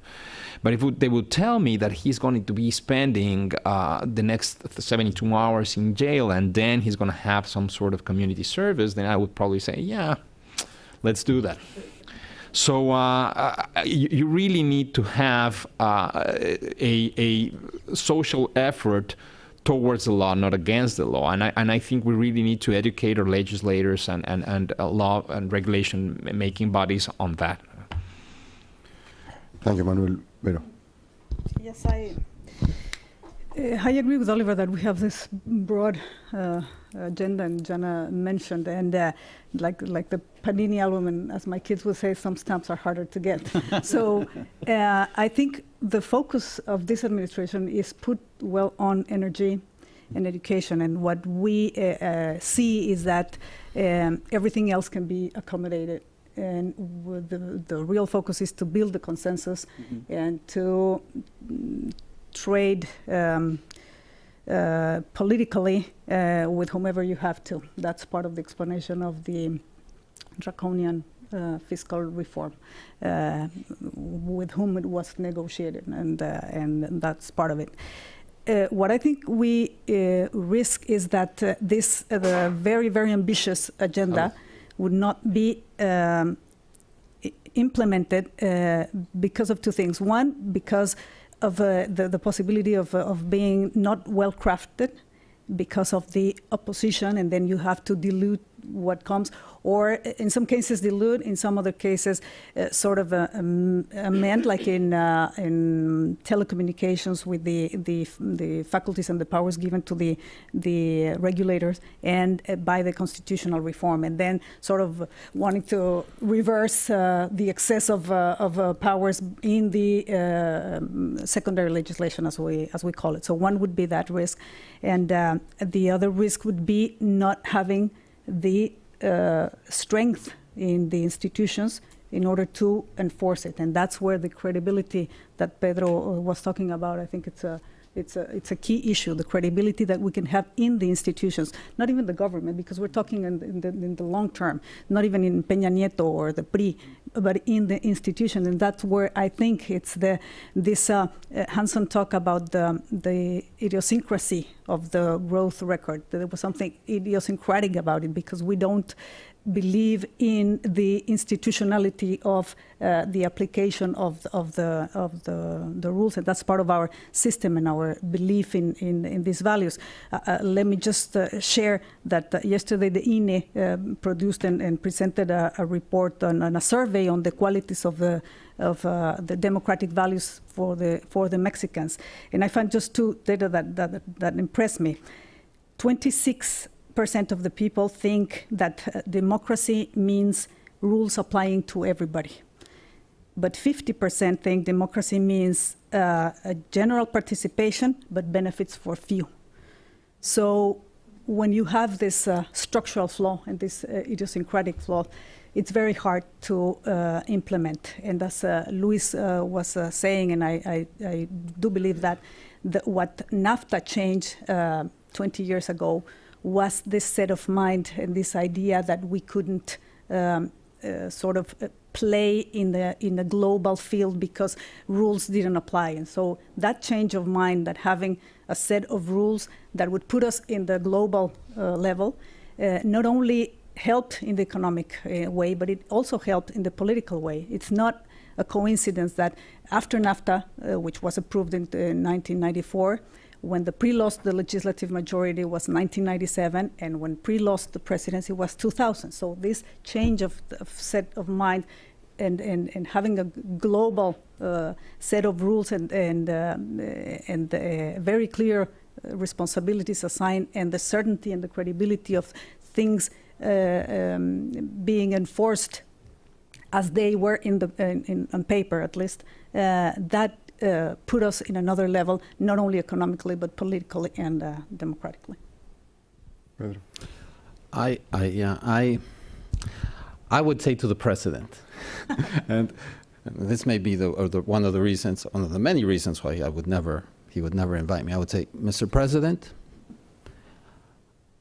I know that you are a pocket dinosaur, but despite that, I urge you to work as hard as you can so that everybody drinks the same concoction that the barman makes.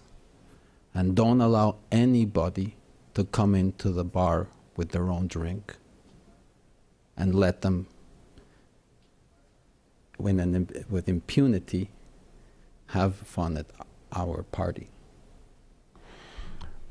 I'd like to make a quick comment on the only part of your question that was not a question, which is on the political economy.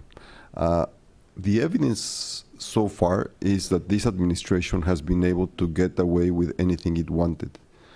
They have been blaming in the secondary legislation others and other parties and the issues of third parties, but I think that the problem is inside the government. I don't think that they have settled the substance. I don't think they have a vision of what they want to accomplish in each one of those things. They bought, or the president bought, the notion that reforms had to be passed, but not, I don't believe he's willing to pay the cost of those reforms, and therefore the dilution is coming in the government itself. And maybe even in addition to the problems within the or the government structure that doesn't want to change anything. So the changes have been phenomenal at the constitutional level. Well, certainly in the case of telecoms and energy, not so much in labor or education. But we're now seeing the possibility that very little will actually change in reality. Please.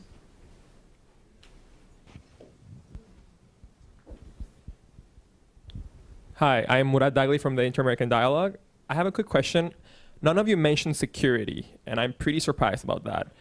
For two reasons. Number one, I think security has been hindering investment in Mexico.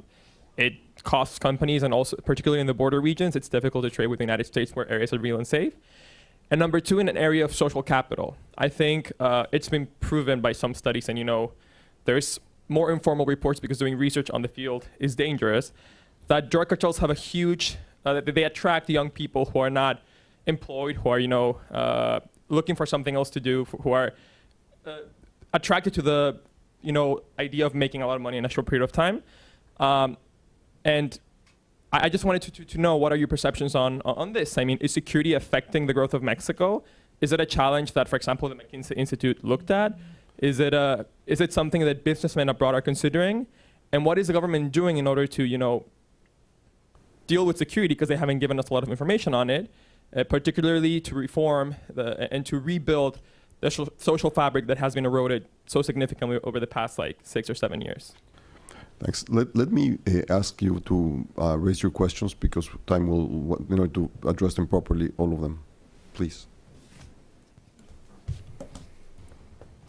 I'm Dr. Sam Hancock of Emerald Planet TV, and thank you for chairing this. This is a fantastic group of knowledgeable people here about Mexico and what's going on. But looking at Jana, and also looking at the names here, Manuel, and trading off of Pedro's concoction and shaking the canister, is what's happening in the 65%. It seems to be agreement across all the speakers. It's kind of this divide: 35% top, 65% in the informal sector of the economy, and what's the concoction that may allow the 65% to rise up to benefit more from the informal economy and possibly pass into the formal economy, but would be looked upon as best practices that could be used not only in Mexico and NAFTA, but in other regions around the globe. We deal in 144 countries, and we're always looking for ways that Mexico can show the way to other countries. And what ideas may you have that we could move forward and share with other countries and also other regions around the globe? And thank you for being here today. Good question. Please. Well, let's start. Peck Simpson, freelance reporter. It looks like you're getting a fair amount of a surge of investment from companies that have been doing business in China and want some alternatives, closer business-oriented countries. So is Mexico ready for that? Or in a sense, will this business that's coming in, will it spur the reforms, or will it basically encourage the government to say, this is coming in anyway, we don't have to do that? Please. Solomon Kalich from Manat Jones Global Strategies. I had two questions, one for Veronica, the other one for Jana. Veronica, you mentioned in your presentation that something that did not happen after NAFTA, that probably that's what kept the economy from not growing, is liberalizing sectors without any institutional regulatory strength, rampant corruption, poor law enforcement. Interestingly, I don't see any of those things changing. President Peña, the first things that he proposed were anti-corruption reforms and education, and it seems that the economic ones took precedence over those. So I was interested in your take of how, whether that was a bait and switch just for the moment for image, or if the reforms can really succeed if none of this has been really addressed. And then, Jana, Oliver mentioned that, there's dissatisfaction with democracy, with trade liberalization, that it hasn't, to use the phrase, trickled down to the average person, the benefits of free trade and openness. There was a figure in your presentation that I thought it was very interesting, and that was the share of employment by these large, very productive companies. It basically didn't change at all. So how do you reconcile that, and what's, in a way I would summarize it as bringing everything down to an average person and microeconomic level and not just looking at average GDP growth. How does that really change living conditions for people if productivity doesn't seem to have any impact on jobs and real salaries? Thank you. Last question. Hi, I'm Patrick Gillespie from McClatchy Newspapers. There's been not recent, but over a period of 10 years or so, a significant change in net migration between the United States and Mexico, and any of you could probably answer this, but I understand there's many reasons for changes in net migration, but how much would you say the Mexican economy influences people to go or to return to Mexico? Let's go the other way around. Pedro, would you like to start? I'll just address two of the questions, and I guess the rest people. One is the China-Mexico. I think this is very interesting. There's been studies of comparing China and Mexico, and actually asking a very specific question: why has China grown more than Mexico? This was asked back in 2010. At least the studies I know of, up until 2012. And I guess the most interesting argument that I've studied was made by a friend called Tim Kehoe from the University of Minnesota, who said, the level of the initial, in the dynamics, the initial condition is very important. The starting point of both countries mattered. And because China started from a lower level, the catch-up was going to be faster.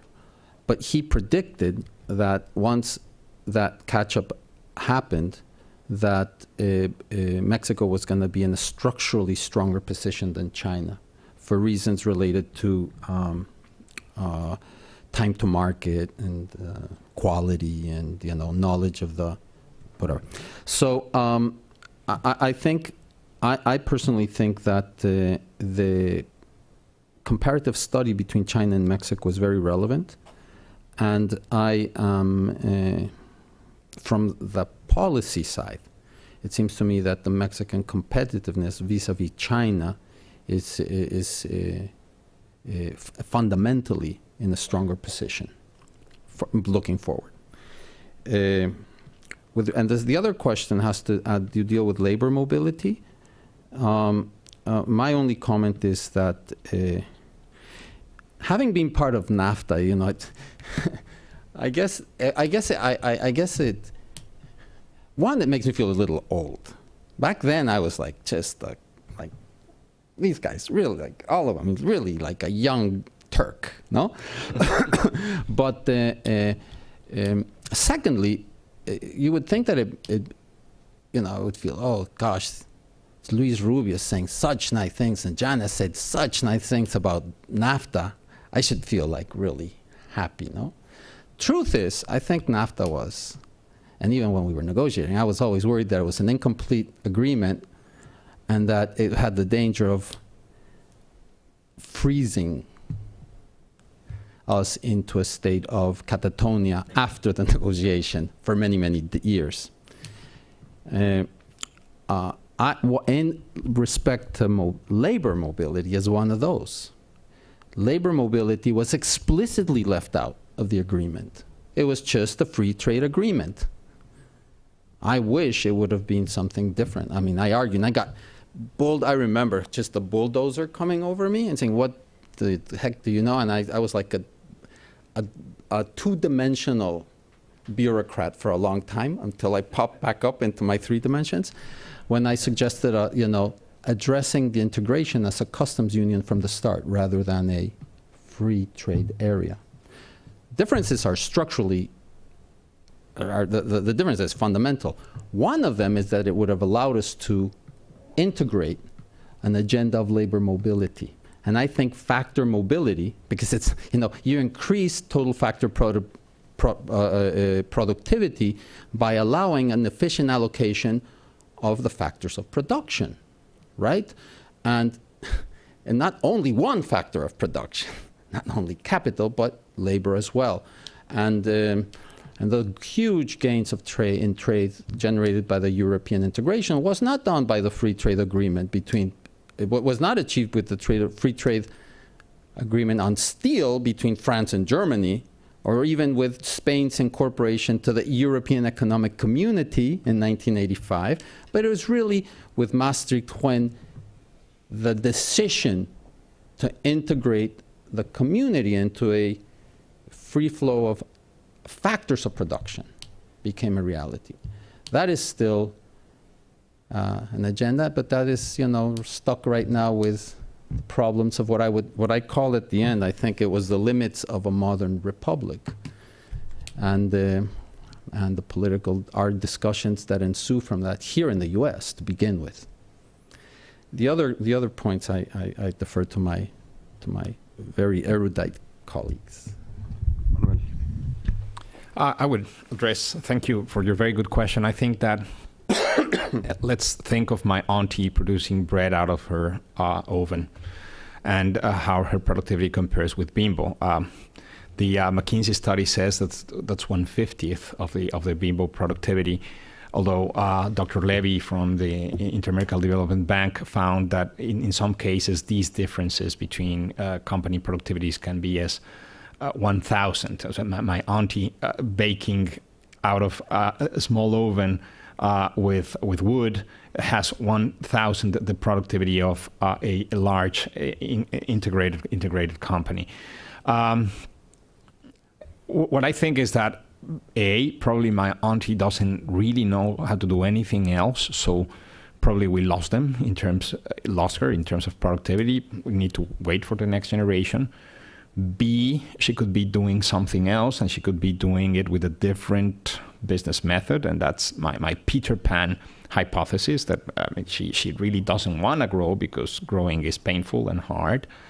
And C is a combination of both. I would say that the younger people you can put into higher productivity 21st century methods. The older people, I would guess it's really hard, but where is the incentive to actually go there? And trying to address your question on insecurity, I did mention it in my presentation. I spoke about physical security. There's a hypothesis that the informal sector breeds its own criminal class. Why? Because you need some protection and some capital assets in order to sell pirate records out of a street or a cart or a street corner in Mexico City, and you need the protection of somebody who's different than the state. And by paying an informal tax to that criminal, you make it grow, and you actually create it to be really, really big. I'm not really sure that we understand properly the link, and that's only Mexico. I would say Colombia grew like crazy during the worst years of Pablo Escobar. I would say that many American cities had horrendous crime rates, and at the same time they had a booming economy. Alejandro Hope, our crime specialist, says that criminals are usually where the money is. So if economic growth is happening, you could attract these sort of parasites of the economic activity. So I'm not really sure how much of that is cause, how much of that is consequence. Of course, there's a real issue with that, and I think government should put an expiration date on Army and Marines operation in cities, in localities, because what they're doing is taking the local expenditure in security to zero, which is not desirable. Oliver. Well, on insecurity, that's not my area of expertise. I will say there's no like a big difference with the previous administration. However, the public opinion or the public message has changed dramatically. Probably my sensation is that there are pockets in the country. It's not all spread across the country, but I don't know. I think it's something that you cannot solve. There's not like a plateau. It's something that it's like a dynamic. In the informality case, there are so many things to be done, but we have seen very contradictory positions and different from the reforms. I'll say, bringing back the Colombian case, they have been very successful in implementing a fiscal reform to be very friendly with the businesses and reduce the informality and the unemployment over the last 5 years. This President Santos was very successful in implementing this reform, and it's basically, instead of what we had in Mexico before the fiscal reform, it was like two systems, like for the small businesses and the big businesses, and there was a huge gap. The reform completely changed this, and it's only a big gap now, or it's only one fiscal system for everybody else. But it's going to be an adjustment of a period of adjustment. I don't know how successful they're going to be. My impression is that it's going to be it is even more difficult to pay taxes and become formal with the current reform.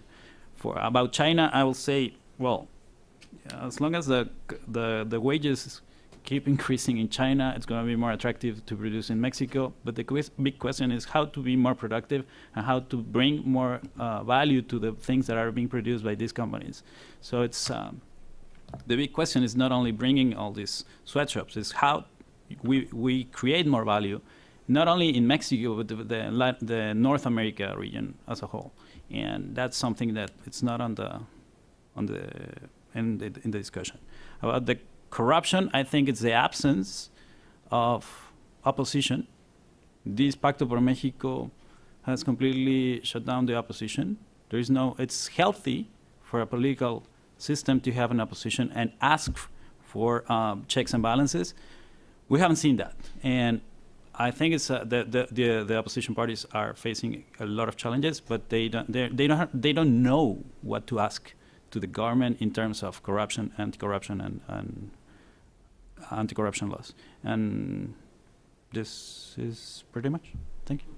Veronica. Yes. On security issues, I would only mention that this, I mean, in the way the problem has been attacked, there have been no great changes in terms of the military deployment of forces. But the only difference now is that security is also one of the examples of this overwhelming centralized intervention. And the difference is that the government is now sending sort of special envoyees that act like de facto governors, and that has happened already in Michoacán and the state of Mexico, Tamaulipas to a certain extent, different kind of interventions, but this is like massive federal intervention, so these people have the capacities to determine and to instruct federal agencies in site, on the premises, and we are yet to see if this will help somehow rebuild this social and networks there, and get these states in particular crisis moving. And the corruption, I have a slight different view. I think corruption was a key issue when the Pacto por Mexico was negotiated, to the extent that one of the first initiatives was the creation of an anti-corruption agency, but it got stuck. I mean, in the discussions for the education, telecommunications, energy, competition, financial, fiscal, it got stuck. It's still pending in Congress. And what I think is that the opposition is missing, and that was my point on the bad news, is missing the opportunity to bring the PRI into terms with corruption. That's the key issue. And I think particularly PAN is negotiating badly, because the PAN has put the electoral reform, which is very costly and I don't think a very well-oriented reform that will destroy, I think, one of the solid institutions, the very few that we had, that is the INE for the elections, and they have left aside this anti-corruption agency. I don't know if it's going to work or not, but the issue is to have corruption addressed. And of course, the PRI and the government will not address it, I mean, willingly. You have to force them. And I would have put that initiative as a condition to negotiate the other reforms, even more so than the electoral reform. And I think they've diverted, and so the anti-corruption agency is still sleeping in Congress, and I don't know what's going to happen with that. Jana? There were a number of questions that had to do with the fact of the big part of Mexico not rising. It's the large informal sector. And in many ways, unfortunately, this is the middle income trap, that there are a few examples. I mean, there's actually one example, which is South Korea, and a very different examples that have been able to cross it through. So there really isn't a silver bullet that one can do to solve it. And I think that's not a satisfying answer. So in a way, for Mexico, what are the key, in a way, that's what we tried to think of. If you had to condense it into the things that you need to do, I think the key thing for Mexico, and now going to your question about why the large companies are not having that much impact, is to broaden the growth of the modern sector. It is true that they have had 20% of employment in Mexico amongst the establishment that we looked at throughout the last decade. However, we shouldn't forget that this was the time when employment grew at 2 percentage points a year. So large companies have been growing, but not fast enough to grow their share. We need to accelerate that. That is, we need to see more modern companies and more job growth there. And I think your question on FDI is actually, I am very bullish, and I think all of our evidence is that, honestly, most middle-income countries would love to have Mexico's problem. Having North American market right north of it, and having a free trade agreement, and having free trade agreements with so many other countries that some big manufacturing establishments, for example, a big automotive company said, we put our plant to Mexico rather than US South, not because we wouldn't potentially get a better deal in the South, but because from Mexico we can export with lower tariffs to more countries. And I look at it from the investor perspective. It is very clear that Mexico has always been a place where you want to have presence. Even at the China's boom, most companies that I talk to, and I talk to a lot of the multinationals, they say, well, we'll always be in Mexico, but this is not the time when we are expanding. Right now is the time when most of them are expanding. Did you see the productivity growth in the large companies? 6 percentage points a year. At the same time, wages in those companies have been flat. This is very different story than what we have seen in China. Mexico now is very competitive for manufacturing. All the debate that we hear about reshoring, that money is likely going to benefit Mexico much more than North America, given the still remaining significant wage gap. So in many ways, the story of the large companies continue to grow is a big chunk. However, those will never be more than 50% of the country. So a lot of the local reforms is the key part, and that's the hardest part, but it won't happen without that. One sentence on each security and net migration that I didn't see any of the other panelists touch on. On security, purely from the company perspective, manufacturers can choose where they put their plant in Mexico. There are many locations where crime is lower than Finland, which is my country of birth. In many ways, they are fortunate. They don't need to worry about it. The challenge is the foreign companies or Mexican companies that sell to the local market, that needs to sell in every neighborhood. And it is a real challenge, and it's a real cost factor. Most companies think of crime in Mexico as additional cost of doing business. We know it costs roughly 5% of cost base to transport from Michoacan to the border, and that's just Mexico cost. The challenge of the crime at the local level is the fact that in central Mexico, for example, today, it's roughly $500 a month that you need to pay for the protection money. That is directly out of a pocket of someone who can't spend it elsewhere. That really is eating up on the purchasing power of those folks whose wages and income is already low. So in many ways, it is the foreign companies have a way of dealing it much more than the folks who are crowned on a region with high risk and where income growth is really halted by the corruption.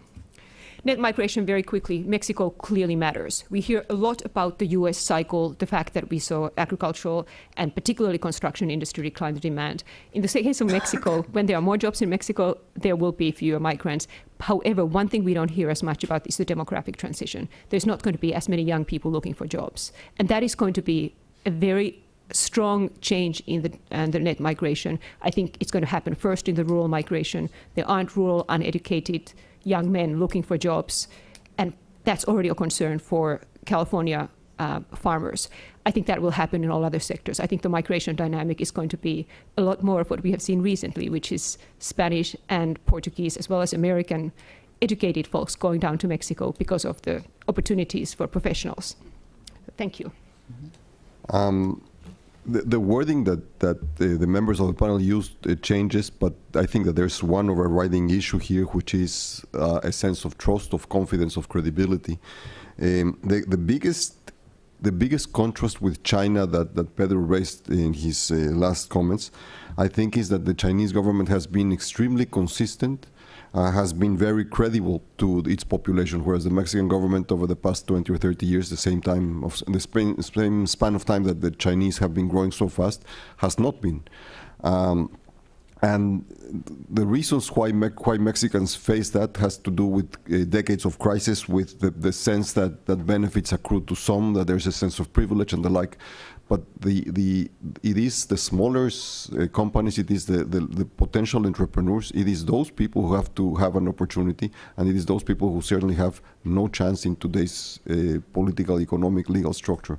And that's where the weight should be put in place, and I don't believe that there's even a comprehension that has to be done.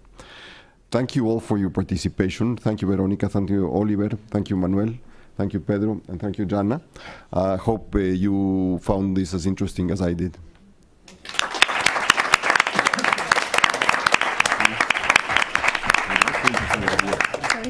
Lots of interesting ideas. I know.